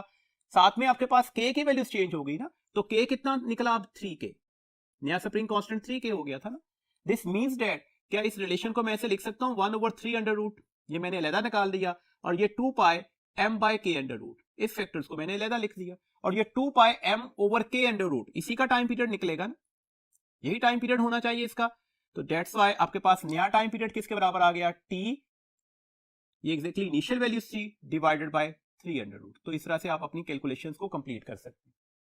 अगर आपको ये पता होता है कि आप जब स्प्रिंग को कट करेंगे तो हर स्मॉलेस्ट पार्ट का स्प्रिंग कांस्टेंट की वैल्यूज क्या होगी, तो ये आसानी से कैलकुलेशन हो सकती है। देखें इसी में ना जो हमारे पास क्वेश्चंस है ना, वो कॉम्बिनेशंस के अकॉर्डिंगली भी पूछे जा सकते हैं। जैसे यही क्वेश्चन है हमारे पास कि हमारे पास एक स्प्रिंग है जिसका स्प्रिंग कांस्टेंट k है, उसका टाइम पीरियड कैपिटल T है, अगर हम उसको मैस m के साथ अटैच करके वाइब्रेट कर दे तो अब आपसे क्वेश्चन ये है कि हमने इसके 3 पार्ट्स किए और तीनों पार्ट्स की लेंथ क्या थी, सेम, और इन तीनों पार्ट्स को हमने पैरेलल कॉम्बिनेशन में अटैच कर दिया और साथ में हमने सेम मैस अटैच किया है। अब बताएं अब स्प्रिंग कांस्टेंट की वैल्यूज क्या होगी, तो अब स्प्रिंग कांस्टेंट की वैल्यूज क्या होगी, देखिए मैस में तो फर्क नहीं पड़ा, फर्क किस में पड़ा है, स्प्रिंग कांस्टेंट की वैल्यूज पर। देखे ना इसका स्प्रिंग कांस्टेंट क्या था 3k, इसकी वैल्यूज क्या थी 3k, इसकी वैल्यूज क्या थी 3k, कौन सा कॉम्बिनेशन लगा हुआ है, कॉम्बिनेशन लगा हुआ है हमारे पास पैरेलल। तो पैरेलल कॉम्बिनेशन में स्प्रिंग कांस्टेंट जो इक्विवेलेंट होता है वो किसके बराबर निकलता है, जितने पार्ट्स किए, कितने पार्ट्स किए थे 3, मल्टीप्लाई बाय हमने इंडिविजुअल स्प्रिंग के स्प्रिंग कांस्टेंट से इसे मल्टीप्लाई करना होगा, तो दैट्स व्हाई ये 3 × 3k आंसर कितना निकल आएगा 9k। दिस मींस दैट अब हमारे पास नया टाइम पीरियड क्या हो जाएगा, that is 2 pi m over 9k under root. तो इसके अकॉर्डिंगली हमारे पास इसे लिखा जा सकता है 1/9 अंडर रूट और ये 2 pi m by k under root, मैंने इस 9 को अलहदा कर दिया, ये 2 pi m by k under root already हमारे पास इंडिविजुअल वैल्यूज थी, तो दैट्स व्हाई t प्राइम किसके बराबर आ जाएगा, t बाय 3k। 3 क्यों लिखा, 9 अंडर रूट किसके बराबर होता है, वो 3 के बराबर होता है, तो आप इस तरह से इसकी कैलकुलेशंस कर सकते हैं। तो ये कॉम्बिनेशंस पार्ट्स बनाकर इन तमाम बातों को अपने ध्यान में रखिएगा और ये अप्लाई करके आपसे क्वेश्चन पूछे जा सकते हैं। देखिए अभी हमने डिस्कस किसको किया, वर्टिकल मैस स्प्रिंग सिस्टम को। हमने फॉर्मूलाज किसके बनाए थे, हॉरिजॉन्टल मैस स्प्रिंग सिस्टम के। तो वर्टिकल मैस स्प्रिंग सिस्टम का एक फॉर्मूला भी बना लेते हैं। देखिए ना वर्टिकल मैस स्प्रिंग सिस्टम में k की वैल्यूज क्या होगी, ऑब्वियसली f ओवर x ही, लेकिन वर्टिकल मैस स्प्रिंग सिस्टम है ना, तो डाउनवर्ड लगने वाली फोर्स कौन सी है, उसकी ग्रेविटी, जिसे वेट बोला जाएगा mg। तो दैट्स f की जगह पर मैंने क्या लिख दिया mg डिवाइडेड बाय x। अब मैं यहां पर वैल्यूज अप्लाई कर देता हूं, t क्या था 2 pi m by k under root m, और k की जगह पर मैंने क्या लिख दिया mg ओवर x। मैथ से मैथ कैंसिल हो गया, x ऊपर जाके मल्टीप्लाई हो जाएगा, तो ये इसका टाइम पीरियड का फॉर्मूला निकल आएगा 2 pi under root x bye g। अब यहां से क्वेश्चन भी पूछा जा सकता है, जैसे क्वेश्चन है जिसमें कॉमन सी मिस्टेक होती है, अगर हमारे पास एक वर्टिकल मैस स्प्रिंग सिस्टम है जिसको हमने मैस m के साथ अटैच किया हुआ है, उसका टाइम पीरियड है t। अगर इसी स्प्रिंग सिस्टम को हम किसी प्लेनेट पर ले जाएं सच दैट उस प्लेनेट पर g की वैल्यूज जो थी वो 1/10 g ऑफ द अर्थ है, तो अब बता दें अब नया टाइम पीरियड क्या होगा। फौरन से पहले आंसर ये होता है कि ये हमारे पास फॉर्मूला था ना 2 पाई x बाय g, अब यहां पर g प्राइम लगेगा, तो g प्राइम की values g by 10 under root है, तो वैल्यूज उसके अकॉर्डिंगली कैलकुलेशंस कर दी जाती है। देखिए सिंपल इज दैट, याद रखिएगा ये आपके पास एक वर्टिकल मैस स्प्रिंग सिस्टम है, इसे डाउनवर्ड एक्सटेंड किसने करना है, ग्रेविटी ने।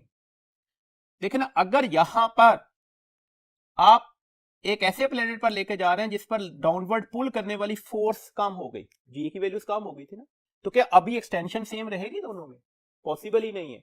अगर जी डिक्रीज कर चुका होगा तो इसका मतलब है इस स्प्रिंग में एक्सटेंशन कम निकलेगी as compare to this one.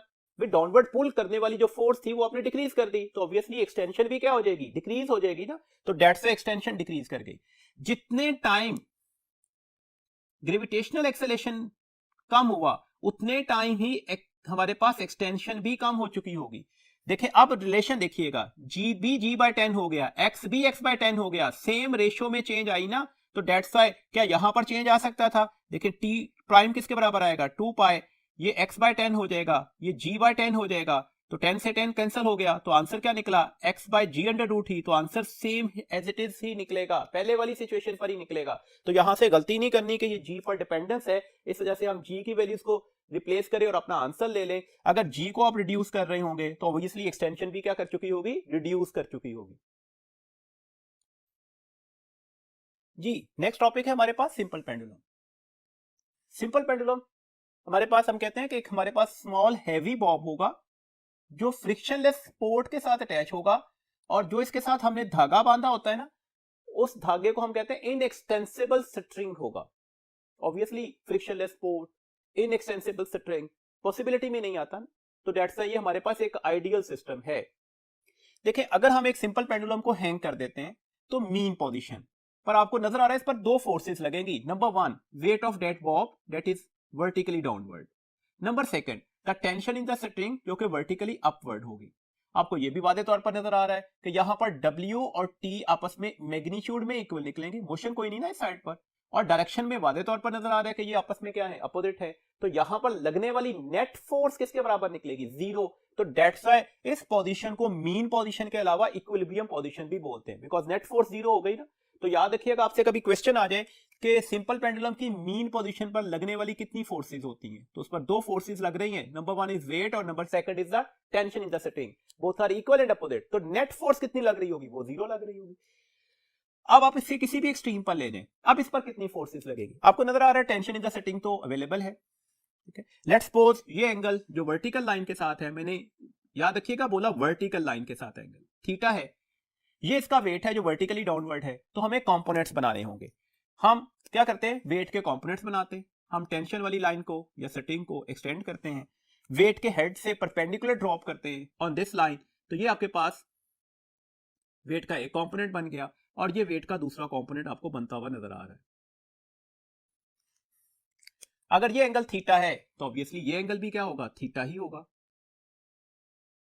Theta के सामने वाला जो साइड होती है ना, वो साइन कंपोनेंट होती है। तो डेट्स ये तो आ गई mg साइन थीटा, और ये कंपोनेंट हो गया mg cos थीटा।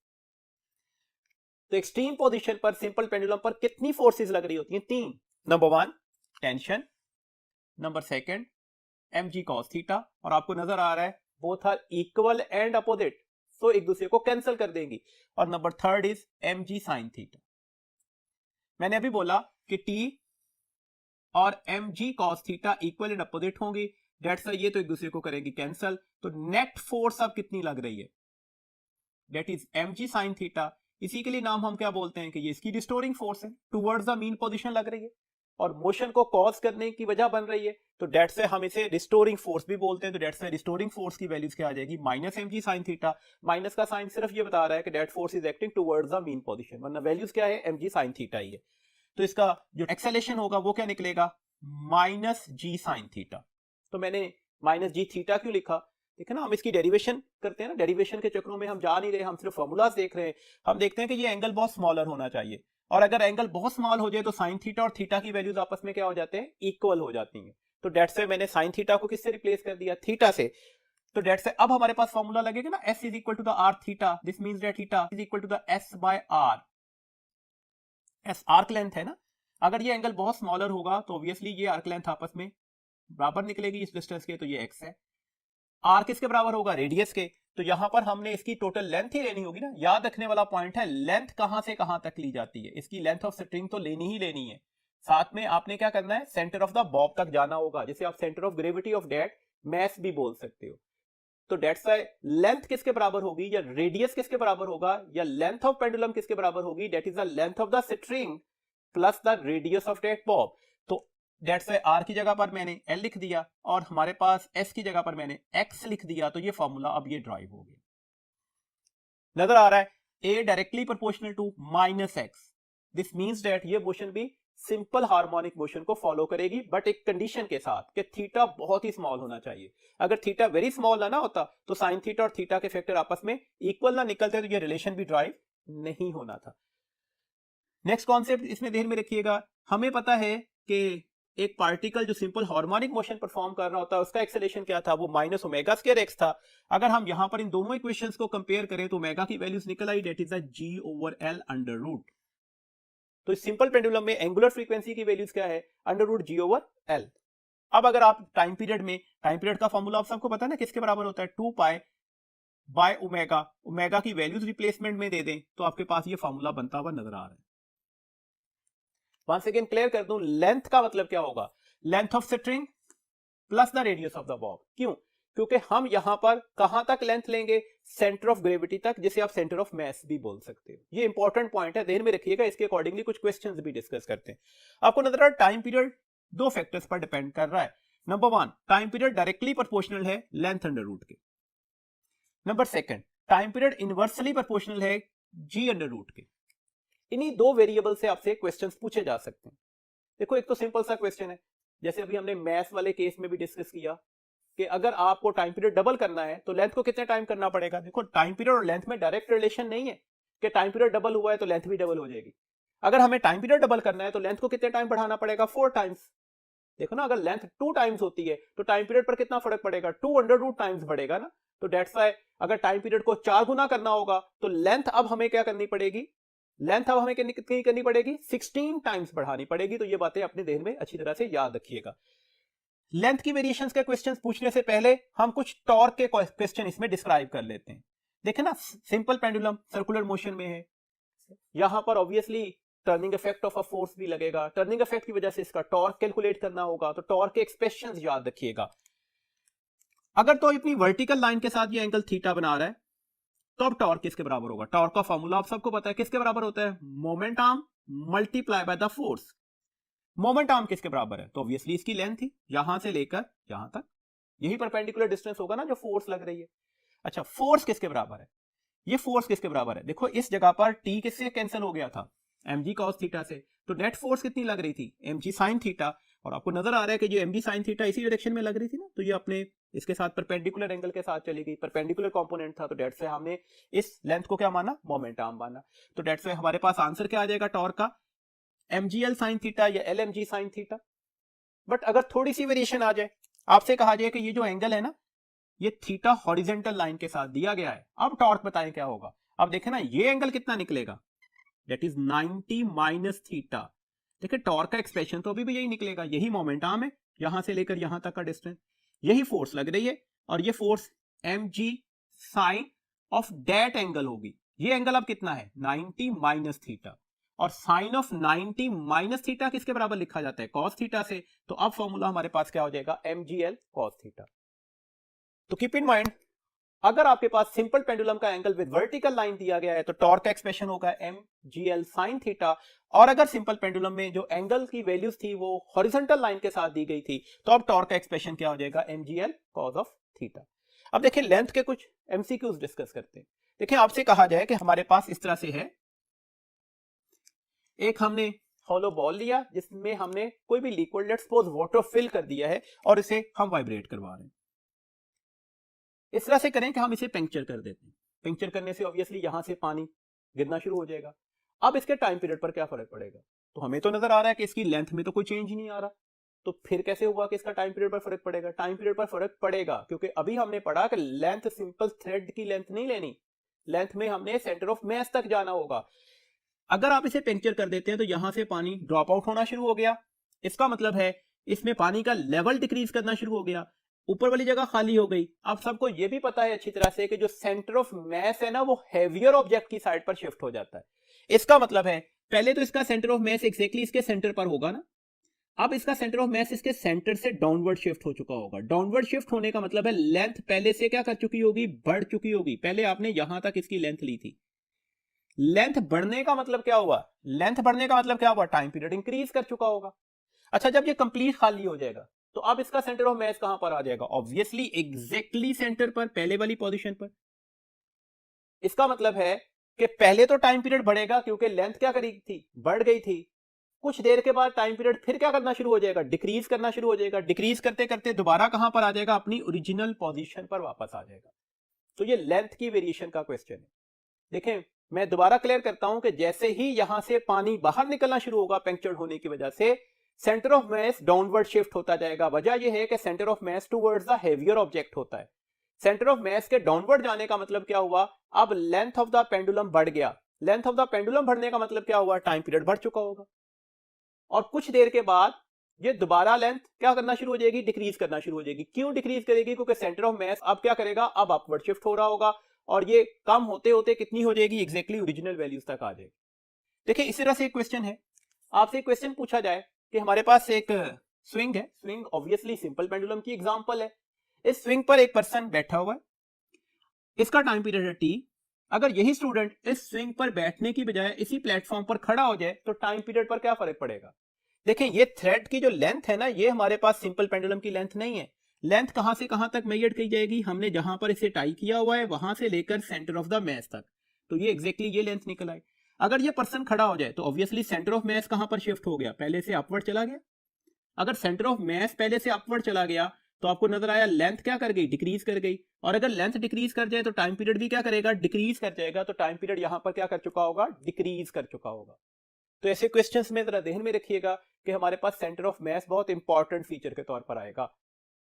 यहां से इस फॉर्मूला में ये भी बिल्कुल क्लियर है कि ये जो टाइम पीरियड है ये इस मैस ऑफ द बॉब पर डिपेंड नहीं कर रहा होता। दिस मींस दैट इसी में क्वेश्चन आ जाता कि स्विंग में एक पर्सन बैठा हुआ स्विंग ले रहा है, इसके साथ एक और इसके स्टूडेंट आके बैठ जाता है, तो अब टाइम पीरियड पर क्या फर्क पड़ेगा, मैस पर डिपेंडेंस नहीं है, तो दैट्स व्हाई टाइम पीरियड पर कोई फर्क नहीं पड़ेगा। सेकंड वन पॉइंट यहां से क्लियर है कि time period amplitude of vibration पर भी डिपेंड नहीं कर रहा। इसका मतलब है अगर आप एम्पलीट्यूड ऑफ वाइब्रेशन को बढ़ा भी दें तो टाइम पीरियड पर फर्क नहीं पड़ता। देखें जी, अब हम वेरिएशन ऑफ जी के लिए ना इसके डिफरेंट केसेस को डिस्कस करते हैं। चैप्टर नंबर 5 सर्कुलर मोशन के टॉपिक में आपने रियल एंड अपेरेंट वेट का टॉपिक पढ़ा था, वहां पर आपने जो जी की वेरिएशन थी उसी को हम यहां पर भी अप्लाई कर देते हैं। देखिए लेट्स सपोज हम देखना चाह रहे हैं कि हमारे पास एक पेंडुलम है, वो हमने किसी लिफ्ट के अंदर क्या कर दिया है, बांध दिया है।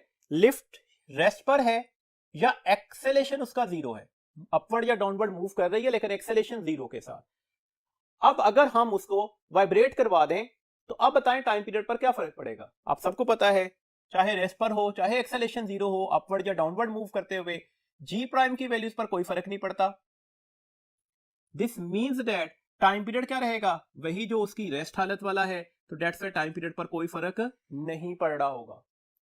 लेकिन अब अगला केस डिस्कस करते हैं। ये लिफ्ट अपवर्ड जा रही थी with acceleration A, lift rest में थी, उसमें एक पेंडुलम बांधने के बाद हमने उसे क्या किया, वाइब्रेट किया, उसका टाइम पीरियड निकला capital T.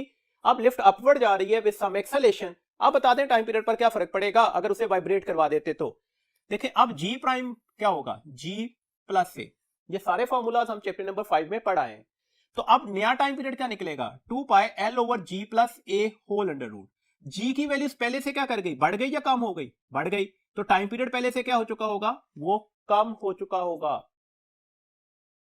Similarly third case है, अगर ये डाउनवर्ड आ रही होती lift with some acceleration a, rest हालत में उसका टाइम पीरियड कैपिटल टी है। अब वही जो हमारे पास सिंपल पेंडुलम है वो उसी लिफ्ट में बांधा हुआ है और लिफ्ट डाउनवर्ड आ रही है विद सम एक्सेलेरेशन ए, तो अब हमारे पास नया जी की वैल्यूज क्या निकलेगी, that is g minus a. This means that नया टाइम पीरियड क्या हो जाएगा, 2 pi l over g minus a whole under root. G की वैल्यूज पहले से क्या हो रही है, कम हो रही है, इसका मतलब है टाइम पीरियड पहले से क्या करेगा, बढ़ चुका होगा। इसमें एक और कॉन्सेप्ट भी याद रखिएगा, अपवर्ड जाते हुए अगर डी एक्सेलेरेशन हो जाता, मतलब आप ब्रेक सप्लाई कर देते,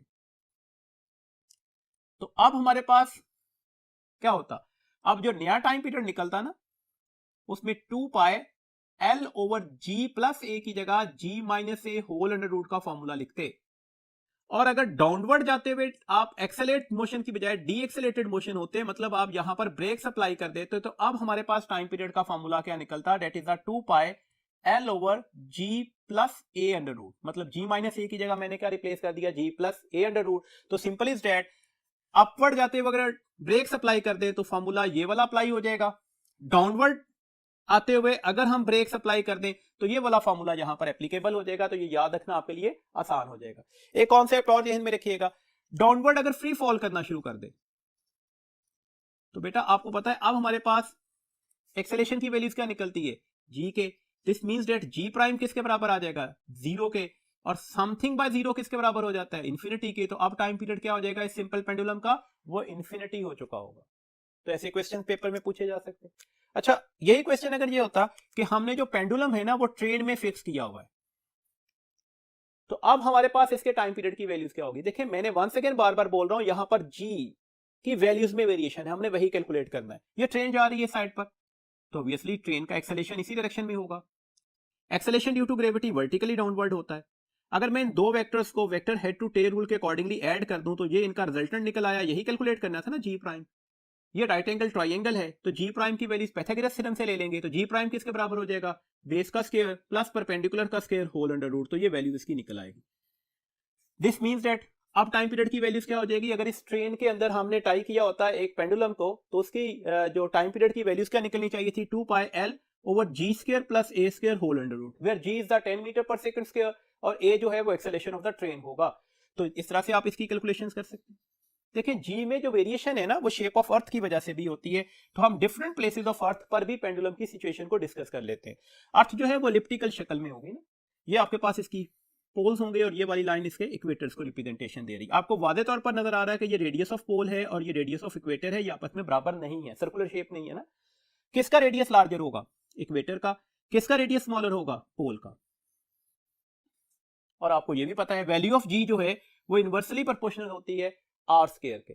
this means that value of g equator पर क्या निकलेगी, कम, जबकि पोल पर क्या निकलेगी, ज्यादा। वजह क्या होगी, इक्वेटर का रेडियस ज्यादा था ना। और अगर वैल्यू ऑफ जी इक्वेटर पर कम निकल आई तो वहां पर time period as compare to the pole क्या हो जाएगा, उस सिंपल पेंडुलम का ज्यादा निकलेगा। तो ये कॉन्सेप्ट आपने याद रखना है। मतलब अगर आप सिंपल पेंडुलम को वाइब्रेट करते हुए इक्वेटर से टुवर्ड्स पोल लेकर जाएं तो उसके टाइम पीरियड पर क्या फर्क पड़ रहा होगा, तो क्या फर्क पड़ रहा होगा उसके टाइम पीरियड पर, उसका टाइम पीरियड ग्रेजुअली क्या होता जाएगा, कम होता जाएगा। Minimum values of time period कहां पर आएगी, सरफेस ऑफ अर्थ की बात की जा रही है तो पोल पर आएगी। और अगर सेंटर ऑफ अर्थ की बात की जाती, सेंटर ऑफ अर्थ पर तो वैल्यू ऑफ जी क्या हो जाती है, जीरो। तो जब टाइम पीरियड के फॉर्मूला में वैल्यूज लगाएंगे 2 pi L by ji under root और जी की जगह जीरो लगा दें तो समथिंग बाय जीरो क्या हो जाता है, इन्फिनिटी। तो अब इसका टाइम पीरियड क्या हो जाएगा सिंपल पेंडुलम का, that would be taken as the infinity. जी हमारे पास एक टर्म यूज होती है सेकंड्स पेंडुलम। तो क्या होता है जी सेकंड्स पेंडुलम, एक ऐसा पेंडुलम जिसका जो टाइम पीरियड होगा ना उसे 2 सेकंड बोला जाता है, तो उसको हम बोलते हैं कि ये सेकंड्स पेंडुलम है। ऑब्वियसली इसकी फ्रीक्वेंसी क्या हो जाएगी, 1 बाय टाइम पीरियड का फॉर्मूला 1/2 दैट इज 0.5 हर्ट्ज। इसकी लेंथ क्या होगी, अब देखें ऐसे क्वेश्चंस भी पेपर में आ सकते हैं। आपके पास टाइम पीरियड दिया जाए, लेंथ कैलकुलेट कर ले, तो लेंथ तो इसकी फिक्स होती है लेकिन हम कैलकुलेशंस करके देख लेते हैं। देखिए हमारे पास टाइम पीरियड का फॉर्मूला क्या निकला, that is 2 pi under root L by g. आप इसे कैसे लिखेंगे, this one is T square 4 pi square L by g. मैंने क्या किया, दोनों साइड पर स्क्वायर ले लिया। इसका मतलब है ये क्लियर हो गया कि एल किसके बराबर आ जाएगा, G T square divided by 4 pi square. ये 4 पाई स्क्वायर इधर आकर डिवाइड हो जाएगा और जी इधर जाके मल्टीप्लाई हो गया। याद रखिएगा जी की वैल्यूज ऑलमोस्ट पाई स्क्वायर जितनी ही निकलती है, ये शॉर्टकट है, इसको याद रखना है एमसीक्यूज के लिए। तो डेट्स ये इसमें कैंसिल हो गया, तो एल की वैल्यूज किसके बराबर आ जाएगी, टी का स्क्वायर। टी कितना था 2 सेकंड, तो ये 4 हो जाएगी डिवाइडेड बाय 4। तो आंसर क्या निकला 1 मीटर, जिसे आप 100 सेंटीमीटर भी कहते हो रफली। वैसे ये अगर आप एग्जैक्ट वैल्यूज लगाए ना यहाँ पर तो 99.3 सेंटीमीटर के राउंड बोर्ड निकलती है। तो बहरहाल ये बातें आपने एमसीक्यूज के लिए याद भी रखनी है। और कोई भी टाइम पीरियड दे दिया जाए 1 सेकंड 2 सेकंड 4 सेकंड, तो वहां से लेंथ कैलकुलेट करवाई जा सकती है। एक बात याद रखिएगा, अगर हम कहते हैं कि मून की सरफेस पर एक सेकंड पेंडुलम है तो उसकी लेंथ क्या होगी, आप सबको पता है मून की सरफेस के ऊपर वैल्यू ऑफ जी क्या हो जाती है, 1/6 the value of g on the earth. This means that देखें यहां पर टाइम पीरियड का फॉर्मूला हम लिखते हैं 2 पाई एल बाय जी। अब हम करना क्या चाह रहे हैं, हम करना चाह रहे हैं टाइम पीरियड वही रखना है। हमने सेकंड्स पेंडुलम उसे डिक्लेयर कर दिया तो वो तो वही रहेगा, तो ये l m over g m, time period तो सेम था ना। तो सिंपल इज दैट आपको नजर आ रहा है जिस रेशो से जी की वैल्यूज कम होगी उसी रेशो से एल की वैल्यूज को कम होना चाहिए, फिर ही ये आंसर सेम निकलेगा ना। फिर ही एल बाय जी का जो आंसर है वो एग्जैक्टली वही निकलेगा जो अर्थ वाला है। तो दिस मींस दैट अब length on the moon of surface क्या हो जाएगी, that is the length on the earth surface divided by the 6। Condition valid है कि हम यहां पर सेकंड पेंडुलम डिक्लेयर कर रहे हैं कि मून की सरफेस का जो सेकंड पेंडुलम होगा उसकी वहां पर उस पेंडुलम की लेंथ कितनी होगी। तो कितनी लेंथ निकली थी जी हमारे पास, ऑलमोस्ट 100 सेंटीमीटर। कहां पर, अर्थ के ऊपर। तो 100 को 6 से डिवाइड कर दें तो आंसर ऑलमोस्ट 16 सेंटीमीटर निकल आएगा। तो इस तरह से आपसे कुछ क्वेश्चंस पूछे जा सकते हैं, उसके रिलेशन इस तरह से ड्राइव हो सकते हैं। एनर्जी कंजर्वेशन का टॉपिक है जी सिंपल हार्मोनिक मोशन में। एनर्जी कंजर्वेशन में सबसे पहली बात तो हम पोटेंशियल एनर्जी को डिस्कस करते हैं। देखिए पोटेंशियल एनर्जी, हम जो एक्सटेंशन लाने के लिए स्प्रिंग में वर्क डन करते हैं ना, उस वर्क डन किस शक्ल में स्टोर होता है? पोटेंशियल एनर्जी की शक्ल में। इसका फॉर्मूला क्या निकलता है? 1/2 kx²। देखिए थोड़ी वेरिएशन भी हो सकती है ना। आप सबको पता है k किसके बराबर होता है? That is f/x। इसका मतलब है x किसके बराबर आ जाएगा? f/k के। अगर मैं x की वैल्यूज की जगह पर f/k पुट कर दूं तो f²/k² हो जाएगा। k से k² कैंसिल हो जाएगा, तो ये फॉर्मूला ये भी लिखा जा सकता है। बात का तो आपको डिसीव करवाया जाता है आपके नोन फार्मूला से, जो आपके जेहन में प्रिंट हो चुके फार्मूला, उससे थोड़ा फार्मूला को चेंज कर दिया जाता है। अब देखिए यहां पर एक लिटिल बिट वेरिएशन भी है। देखिए अगर आपसे ये कहा जाए कि x कांस्टेंट था,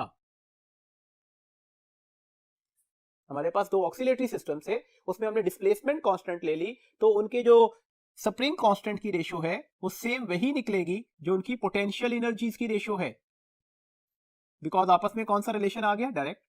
लेकिन अगर यही क्वेश्चन होता कि नहीं हमने फोर्स कांस्टेंट लगाई हुई है, दो ऑक्सीलेटरी सिस्टम है, दो mass attach with the spring है, एक का स्प्रिंग कांस्टेंट K1 है, दूसरे का K2 है, अब मैंने कंडीशन बदल दी ना, फोर्स कांस्टेंट है, अब बताएं पोटेंशियल एनर्जी की रेशियो क्या होगी? तो अब पोटेंशियल एनर्जी की रेशियो क्या निकलेगी? अब सिंपल K1/K2 नहीं निकलेगी, अब पोटेंशियल एनर्जी और K के दरमियान कौन सा रिलेशन है? इनवर्स रिलेशन है, तो डेट्स आंसर क्या निकलेगा? K2/K1। तो डेट्स कांस्टेंट पैरामीटर के साथ हमारे पास आंसर्स भी चेंज हो जाते हैं, उनको याद रखिएगा। देखिए एक सिंपल सा पैरामीटर है, अगर हम मीन पोजीशन पर चले जाएं x0, और अगर मैं यहां पर x0 लगा दूं तो ये सारा फैक्टर 0 हो जाएगा, तो पोटेंशियल एनर्जी अपनी मिनिमम वैल्यूज पर चली जाती है। अगर हम एक्सट्रीम पोजीशन पर चले जाएं x इज x0, अगर मैं यहां पर x0 लगा दूं तो आंसर हाफ के x0² हो जाएगा, और ये इसकी मैक्सिमम वैल्यूज है। तो पोटेंशियल एनर्जी मिनिमम या जीरो कब होगी? मीन पोजीशन पर। पोटेंशियल एनर्जी मैक्सिमम कब होगी? अपनी एक्सट्रीम पोजीशन पर। काइनेटिक एनर्जी का एक्सप्रेशन हाफ mv² होता है, v² की वैल्यूज लगा दें तो ये एक्सप्रेशन लाइक दैट लिखा जाएगा, that is a half k into the x0² minus x²। याद रखने के लिए सिंपल ऐसे भी लिखा जा सकता है, half k x0² minus half k x²। इसको आपने याद रखना होगा, एक्सप्रेशन को फर्दर एमसीक्यूज में यूटिलाइज भी होना है। अब देखिए अगर मैं x0 लगा दूं, ये x0 हो गया, तो आंसर क्या निकल आया? हाफ के x0²। तो ऑब्वियसली ये मैक्सिमम आंसर हुआ। काइनेटिक एनर्जी का मैक्सिमम होगी जब ऑक्सीलेटरी पार्टिकल कहां पर होगा? अपनी मीन पोजीशन पर होगा। अच्छा, और अगर x0 लगा दें, एक्सट्रीम पोजीशन पर चले जाएं, तो x0² माइनस x0² क्या हो जाएगा? 0। तो आंसर क्या निकल आएगा? 0। तो काइनेटिक एनर्जी कब 0 हो जाएगी? जब एक वाइब्रेटरी पार्टिकल कहां पर होगा? अपनी एक्सट्रीम पोजीशन के ऊपर होगा। तो अब याद रखने वाला पॉइंट हुआ, पोटेंशियल एनर्जी कहां पर मैक्सिमम होती है? एक्सट्रीम पोजीशन पर। काइनेटिक एनर्जी कहां पर मैक्सिमम होती है? मीन पोजीशन पर। अब देखिए टोटल एनर्जी की अगर हम बात कर लें,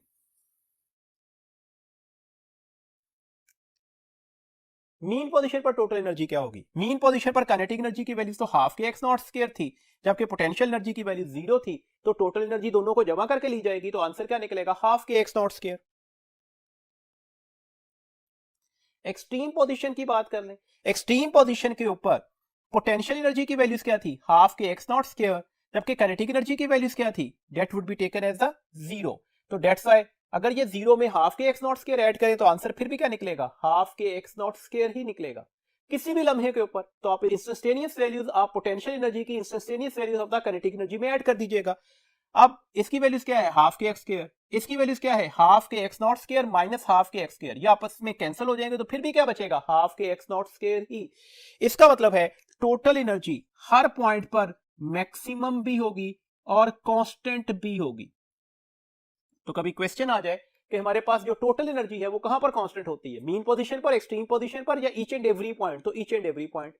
एक बात और याद रखिएगा, एक्सट्रीम पोजीशन के ऊपर पोटेंशियल एनर्जी अपनी मैक्सिमम वैल्यूज तक है, और मैक्सिमम वैल्यूज कितनी है? टोटल एनर्जी जितनी है। इसका मतलब है काइनेटिक एनर्जी की भी मैक्सिमम वैल्यूज किसके बराबर होगी? टोटल एनर्जी ही के बराबर होगी। तो डेट्स अगर कभी ऐसे क्वेश्चन बात का आपको कंफ्यूज करने के लिए दे दिए जाते हैं ना, कि किस लम्हे के ऊपर एक्स की वैल्यूज क्या होगी जब kinetic energy 2 times of the total energy होगी, तो ये तो पॉसिबल ही नहीं है। काइनेटिक एनर्जी मैक्सिमम से मैक्सिमम कितनी हो सकती है? टोटल एनर्जी जितनी ही हो सकती है। तो ऐसे कुछ सिंपल से एमसीक्यूज आपने डिफरेंट पॉइंट्स के लिए ध्यान में रखने हैं, ताकि उसके अकॉर्डिंगली कोई एमसीक्यूज आए तो हम आसानी से इसे सॉल्व कर सके। देखिए एक एमसीक्यूज डिस्कस करते हैं। अगर x जो है वो x0/2 हो जाए, अगर x0 क्या है? एम्पलीट्यूड, तो आप बता दें kinetic energy over potential energy किसके बराबर निकलेगी? देखिए 1 बाय 1 कैलकुलेशंस कर लेते हैं। काइनेटिक एनर्जी का एक्सप्रेशन क्या है? हाफ के into the x0² minus x²। x की जगह पर मैंने x0/2 लगा दिया, स्केयर लिया, तो ये x0²/4 हो गया। इनका एलसीएम क्या निकल रहा है 4, तो ये हाफ के आ गया, 4 एलसीएम निकला, तो इसका मतलब है ये फैक्टर 4 एक्स नॉट स्क्वायर हो जाएगा माइनस एक्स स्क्वायर। आप अगर इन्हें माइनस करते हैं तो ये 3 एक्स नॉट स्क्वायर ओवर 4 हो गया, और ये हाफ के से मल्टीप्लाई हो रहा था। तो थोड़ा एक्सप्रेशन पर गौर कीजिएगा, ये half k x not square total energy के बराबर है, तो ये टोटल एनर्जी होगी, किससे मल्टीप्लाई हो रही है 3/4 से। तो ये क्वेश्चन ऐसे भी हो सकता था कि x जो है वो x0/2 है जो काइनेटिक एनर्जी है, और उनका रिलेशन टोटल एनर्जी के साथ क्या होगा, तो वो भी हमने कैलकुलेट कर लिया। अच्छा, पोटेंशियल एनर्जी की वैल्यूज ले, हाफ के एक्स स्क्वायर होती है ना, x की जगह x0/2 लगा देंगे तो ये फॉर्मूला आ गया। हाफ के x0 स्क्वायर किसके बराबर है, टोटल एनर्जी के, तो ये टोटल एनर्जी बाय 4 हो जाएगी। अब काइनेटिक एनर्जी और पोटेंशियल एनर्जी का रिलेशन लिख लेते हैं, 3/4 total energy divided by total energy divided by 4, ये से कैंसिल, 4 ऊपर जाकर इस 4 से कैंसिल हो जाएगा, तो डेट्स 3:1 आपके पास आंसर निकल आएगा। तो ऐसे क्वेश्चन आपसे पेपर में आ सकते हैं, इसमें पैनिक नहीं होना, जस्ट फॉर्मूला अगर ध्यान में रखेंगे, जस्ट कंडीशंस लगाइएगा तो आसानी से कैलकुलेशंस हो जाएंगी। अगर हम ग्राफिकल रिप्रेजेंटेशन देखते हैं, देखिए काइनेटिक एनर्जी के लिए ये वन ऑफ एक्सट्रीम है, ये अदर एक्सट्रीम है, ये मीन पोजीशन है। काइनेटिक एनर्जी कहां पर मैक्सिमम होती है, अपनी मीन पोजीशन पर, तो डेट्स एक्सट्रीम पोजीशन पर क्या होगी 0, तो ये ग्राफ किस चीज को रिप्रेजेंटेशन दे रहा होगा, काइनेटिक एनर्जी को। डिस्टेंस के साथ हमारे पास पोटेंशियल एनर्जी के ग्राफ की वेरिएशंस क्या होगी, एक्सट्रीम पोजीशन पर पोटेंशियल एनर्जी मैक्सिमम होती है, जबकि मीन पर क्या हो जाती है 0 हो जाती है, तो ये हमारे पास पोटेंशियल एनर्जी का ग्राफ होगा। टोटल एनर्जी का ग्राफ क्या होगा, हॉरिजॉन्टल स्ट्रेट लाइन, और ऑब्वियसली ये हॉरिजॉन्टल स्ट्रेट लाइन हमने यहां पर इसके मैक्सिमम वैल्यूज के लिए रिप्रेजेंटेशन दी गई है, तो डेट्स ये हर पॉइंट पर कांस्टेंट भी होगा और अपनी मैक्सिमम वैल्यूज को भी रिप्रेजेंटेशन दे रहा होगा, तो ये टोटल एनर्जी का ग्राफ होगा। देखिए एक सिंपल सी वेरिएशन है, एक सिंपल हार्मोनिक मोशन परफॉर्म करते हुए पार्टिकल की जो फ्रीक्वेंसी है वो f है, frequency number of waves in 1 second या number of oscillation in 1 seconds को बोला जाता है, तो डेट्स व्हाई ये उसकी फ्रीक्वेंसी है। आपसे क्वेश्चन ये है कि उसकी पोटेंशियल एनर्जी जो है ना, उसकी फ्रीक्वेंसी क्या होगी, frequency of the potential energy of that particle क्या होगी, ये आपने कैलकुलेट करना है। देखिए सिंपल इज दैट, मैं ग्राफ ड्रॉ करता हूं। सिंपल हार्मोनिक मोशन का ग्राफ जो था वो हमने कहा था साइनोसॉइडल वेव होगा, x is x0 sine of theta के अकॉर्डिंगली, तो ये आपके पास इस पार्टिकल का ग्राफ बन गया। अगर मैं पोटेंशियल एनर्जी का ग्राफ बनाना चाहूं, तो मीन पोजीशन, ये मीन था ना, ये इसकी एक्सट्रीम है, ये वंस अगेन मीन आ गई, ये फिर एक्सट्रीम आ गई। मीन पोजीशन पर पोटेंशियल एनर्जी क्या होती है 0, एक्सट्रीम पर पोटेंशियल एनर्जी क्या हो जाएगी मैक्सिमम, फिर 0 हो गई, फिर एक्सट्रीम पर क्या हो जाएगी मैक्सिमम, और जब मीन पर जाएगा फिर क्या हो जाएगी 0, तो ये ग्राफ बन गया। अब वेरिएशन आपको नजर आ रहा है, जैसी नहीं आ रही, देख रहे हैं, लेट्स सपोज इसके टाइम पीरियड को हम कहते हैं ये t है, टाइम पीरियड एक ऑक्सीलेशन कंप्लीट करने का टाइम होता है ना, तो इसका टाइम पीरियड क्या होगा, ये यहां से लेकर यहां तक, आप इसे t पोटेंशियल एनर्जी बोल दें, क्या ये बराबर है, कतन नहीं। मैंने इसका टाइम पीरियड क्यों माना, ये टोटल टाइम पीरियड क्यों नहीं लिया, टाइम पीरियड किसे कहते हैं, मैंने कहा वन साइकिल को कंप्लीट करने के लिए, जहां से रेपिटेशन स्टार्ट हो जाए, तो डेट से रेपिटेशन तो यहां से स्टार्ट हो गई पोटेंशियल एनर्जी की, दिस मींस दैट यही इसका टाइम पीरियड होगा ना। तो आपको वाज़ेह तौर पर नजर आ रहा है कि अगर ये हम इस तरह से करें तो फिर आपस में बराबर निकल रहे हैं ना, this means that two time period of the potential energy, that would be the time period of the simple harmonic motion performing body, this means that हमारे पास टाइम पीरियड किसके बराबर आ जाएगा पोटेंशियल एनर्जी का, t/2। टाइम पीरियड और frequency में कौन सा रिलेशन होता है, इनवर्स रिलेशन होता है। अगर टाइम पीरियड हाफ हुआ तो ऑब्वियसली फ्रीक्वेंसी क्या हो जाएगी, वो डबल हो जाएगी, तो frequency of the potential energy किसके बराबर आ जाएगी, 2 times of the frequency of a particle performing the simple harmonic motion. Kinetic energy में भी सेम यही रिलेशन बनेगा, मतलब मेरा कहने का है कि F काइनेटिक एनर्जी किसके बराबर आ जाएगी, 2 time of the frequency of the simple harmonic motion. जबकि अगर टोटल एनर्जी की फ्रीक्वेंसी लेनी हो, तो टोटल एनर्जी कांस्टेंट लाइन है, तो यहां पर हमारे पास इसकी फ्रीक्वेंसी क्या निकलेगी, दैट वुड बी द 0, जबकि इसका टाइम पीरियड क्या निकलेगा, पता नहीं कब जाकर अपनी वेरिएशंस को कंप्लीट करते हैं, तो that would be the infinity. Next हमारे पास एक कॉन्सेप्ट था जी फेज का। फेज एक ऐसा एंगल है जो एक्चुअली एक पार्टिकल को जो एग्जीक्यूट कर रहा है सिंपल हार्मोनिक मोशन, उसके डिस्प्लेसमेंट और उसकी डायरेक्शन के बारे में इंफॉर्मेशन देगा। हम जनरल इसका expression x is x0 sine of theta के साथ लिखते हैं। ये थीटा एंगल फेज एंगल है। देखा ना, एक पार्टिकल था, वो इस पॉइंट से स्टार्ट लिया और यहां तक कुछ टाइम के बाद पहुंच गया, तो इसका प्रोजेक्शन कहां पर वाइब्रेट करना शुरू कर देगा, 1 ऑफ द डायमीटर पर। ये मैंने n पॉइंट से इसके प्रोजेक्शन को डिफाइन कर दिया, यहां से हमने ये इक्वेशन बना ली थी। अब x0 साइन थीटा को रिप्रेजेंटेशन दे रहे हैं। लेट्स सपोज ये पार्टिकल जब अपनी मोशन स्टार्ट कर रहा है, टाइम 0 था, तो वो अपने इस जगह पर, इस पॉइंट पर, रेफरेंस लाइन पर नहीं है, यहां से स्टार्ट कर रहा है। कुछ देर के बाद ये पॉइंट यहां पर आ गया, अब हमारे पास अगर हम लिखते x is x not sine theta, तो थीटा तो ये एंगल है ना, थीटा ये एंगल होने का मतलब है हम सिर्फ ये वाले डिस्टेंस को डिस्कस कर रहे हैं, हम सिर्फ ये वाले डिस्टेंस की बात बता रहे हैं। जबकि अगर हम डेफिनेशन पर फोकस करें तो डिस्प्लेसमेंट हम कौन सा डिस्टेंस देते हैं, फ्रॉम द मीन पोजीशन। इसका मतलब है हमें ये डिस्टेंस अभी इसमें ऐड करना पड़ेगा, उसके लिए ये एंगल जिसे आप इनिशियल फेज बोलते हो वो ऐड करना पड़ेगा। तो डेट्स इसका एक्सप्रेशन जो होगा वो हम लिखते हैं x is x not sine of theta plus phi, where phi क्या है, इसका इनिशियल फेज, ये इसका इनिशियल फेज का कॉन्सेप्ट है और थीटा उसका कवर्ड एंगल था। यहां पर फेज क्यों नहीं लिखा, एक्चुअली यहां पर आप ऐसे भी तो लिख सकते हैं ना, theta plus zero, initial phase हम बता रहे हैं कि यहां पर क्या है, जीरो है। ठीक है, अच्छा लेट्स सपोज जब टाइम जीरो था उस वक्त हमारे पास पार्टिकल यहां से स्टार्ट लेकर यहां पर आ गया, तो इसका प्रोजेक्शन कहां पर आ चुका होगा, वो इस जगह से यहां पर आ चुका होगा, ऐसे ही हुआ जी। अब हमारे पास एक्सप्रेशन कैसे लिखा जाएगा, x is x not sine of, ये थीटा एंगल तो है, साथ में ये इनिशियल फेज भी तो ऐड करना होगा ना। इनिशियल फेज आपको नजर आ रहा है आप कितने एंगल पर आए, ये 90 डिग्री पर है, तो अगर मैं 90 प्लस थीटा कर दूं तो साइन ऑफ 90 प्लस थीटा किसके बराबर होता है, कॉस ऑफ थीटा के, तो दैट्स व्हाई ये एक्सप्रेशन इसके लिए आ जाए।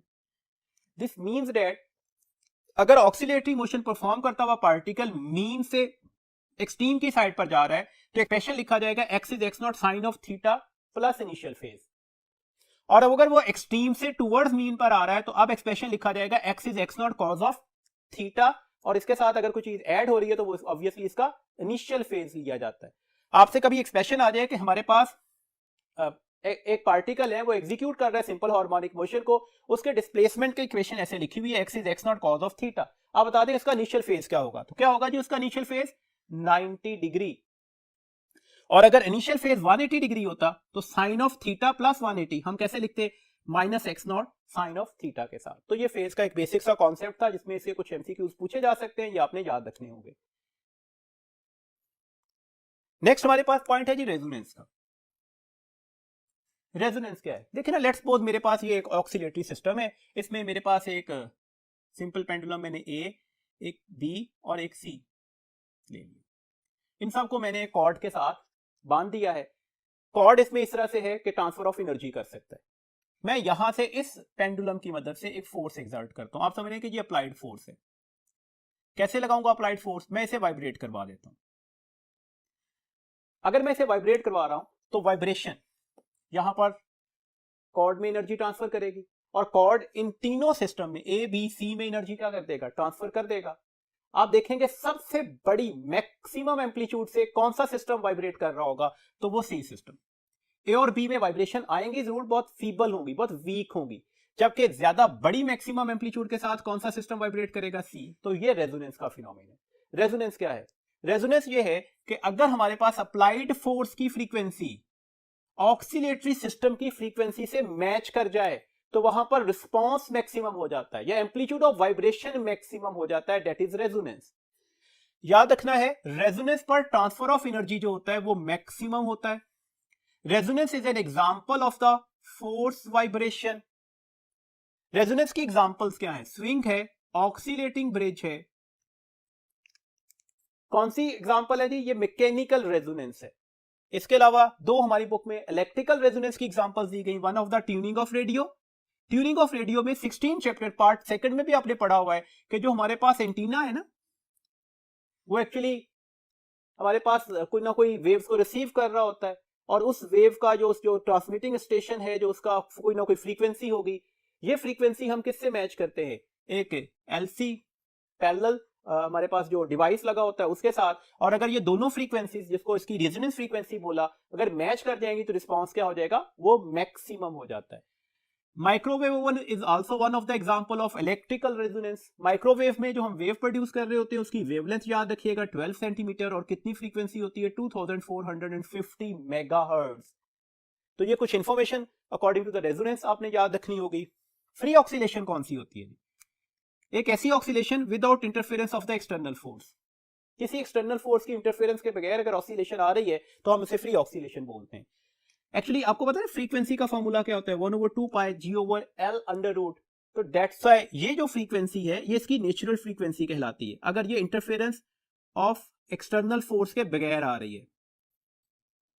और ये आपको पता है कि ये सिर्फ किस पर डिपेंड कर रही है, लेंथ ऑफ द पेंडुलम पर, इसके अलावा ये किसी और फैक्टर पर डिपेंड नहीं करती। दैट्स व्हाई यहां पर रेजोनेंस भी एक्ट की थी। इन दोनों की लेंथ बराबर थी ना, तो दोनों की फ्रीक्वेंसी भी बराबर होगी। इसीलिए हमने बोला ना फ्रीक्वेंसी जब किसकी अप्लाइड फोर्स की किसके साथ ऑक्सीलेटिंग सिस्टम के साथ मैच कर जाए तो रिस्पांस मैक्सिमम आता है, तो वो इस वजह से आया था।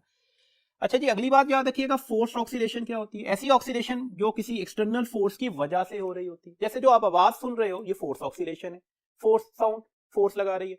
हमारे कान के अंदर एक वाइब्रेटरी सिस्टम है, जो उस पर फोर्स लगती है तो वहां पर वाइब्रेशन आपके पास जो रिस्पांस दे रही होती है वो हमारे पास क्या है, वो साउंड की शक्ल में, सेंसेशन की शक्ल में आपको सुन जाता है। डैम्पिंग क्या होती है जी? Damping is a process whereby energy is dissipated from the oscillating system. और ये ऑक्सीलेटिंग सिस्टम से जो एनर्जी डिसिपेट हो रही होती है वो किस टर्म में होती है? तो फ्रिक्शन लॉसेस होते हैं। जैसे सिंपल पेंडुलम में एयर फ्रिक्शन होती है, जो हमारे पास हॉरिजॉन्टल मैस स्प्रिंग सिस्टम है उसमें स्लाइडिंग फ्रिक्शन एक्ट कर रही होती है, तो इस वजह से एनर्जी डिसिपेट कर जाती है। अगर हम एक आइडियल सिस्टम की बात करें ना, तो हमें पता है कि उसका एम्पलीट्यूड ग्रेजुअली कम नहीं होता। हम कहते हैं उसमें एनर्जी लॉसेस होते ही नहीं है। हमने बार बार बोला टोटल एनर्जी क्या होती है? मैक्सिमम और कांस्टेंट होती है। तो डेट से मैक्सिमम और कांस्टेंट होने का मतलब है उसमें कोई एनर्जी लॉसेस नहीं आ रहे, तो इसका मतलब है उसमें हमारे पास इनडेफिनेट टाइम के लिए वो क्या करता जाएगा? ऑक्सीलेट करता जाएगा। जबकि ऐसा बेसिकली नहीं है।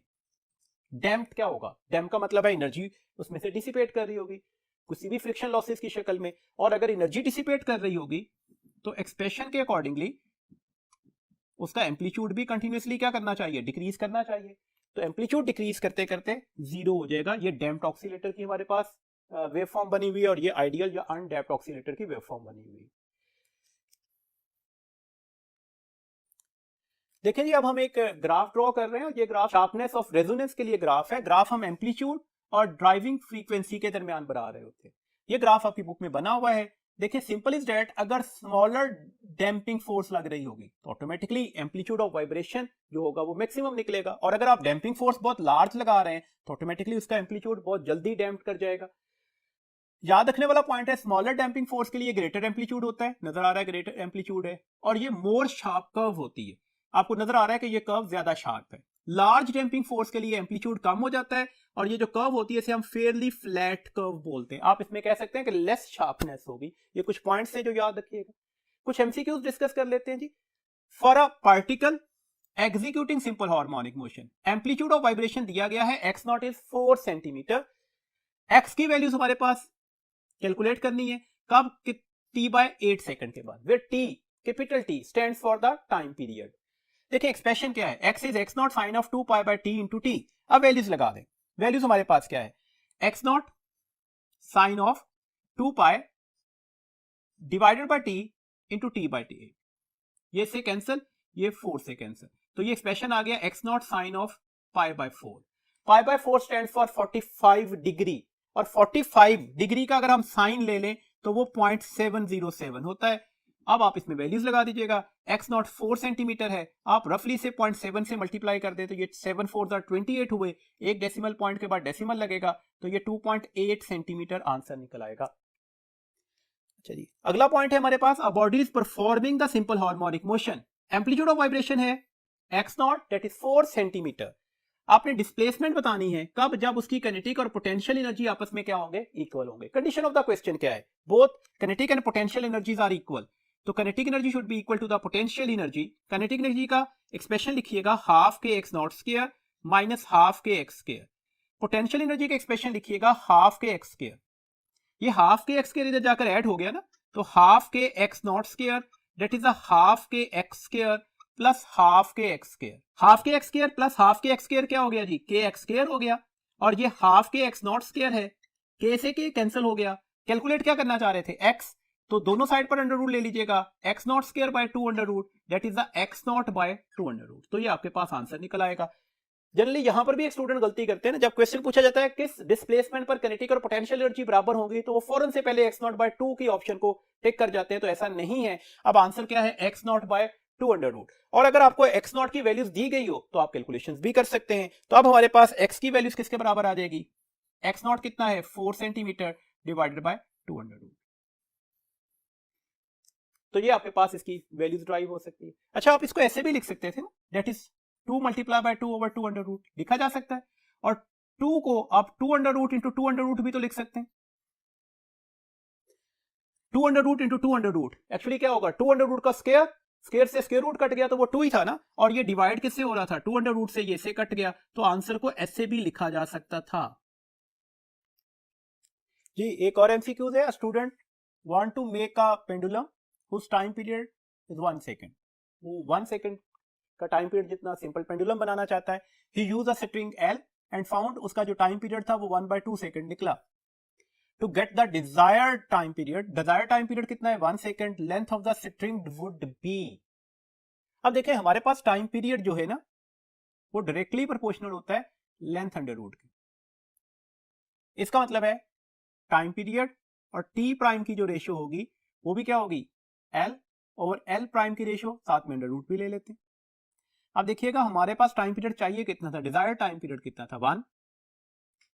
टाइम पीरियड निकला कितना, एल सिटिंग का 1/2। इसकी लेंथ क्या है ये हमने मालूम करनी है, और ये लेंथ हमें दी गई थी कितनी थी, एल थी, और इसके साथ हमें क्या लेना है, अंडर रूट। दैट्स व्हाई ये लिखा जाएगा 2/1 इज एल प्राइम जो लेना चाह रहे थे divided by L.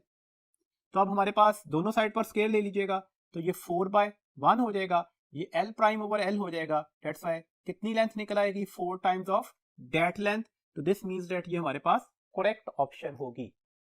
Next question देखिएगा, if a mass of pendulum is doubled then its time period। mass of pendulum is doubled, तो इसके टाइम पीरियड पर क्या फर्क पड़ेगा, टाइम पीरियड जो है वो independent of the mass of the pendulum होता है, तो टाइम पीरियड पर कोई फर्क नहीं पड़ेगा, time period would remain as same. Next question देखिएगा, if amplitude of vibration increases कितने time, 2 times, then total energy पर क्या फर्क पड़ना चाहिए। क्या रिलेशन है जी टोटल एनर्जी और एम्पलीट्यूड का, the total energy is taken as a half k x not square. इसका मतलब है टोटल एनर्जी और एक्स नॉट स्क्वायर में डायरेक्ट रिलेशन है। दिस मींस दैट अगर मैं इसे डबल कर दूं तो ये कितने गुना बढ़ेगी, 4 टाइम्स बढ़ रही होगी। तो एक्स नॉट को डबल करने से टोटल एनर्जी में कितने टाइम चेंज आ रहा है, 4 टाइम्स चेंज आ रहा होता है।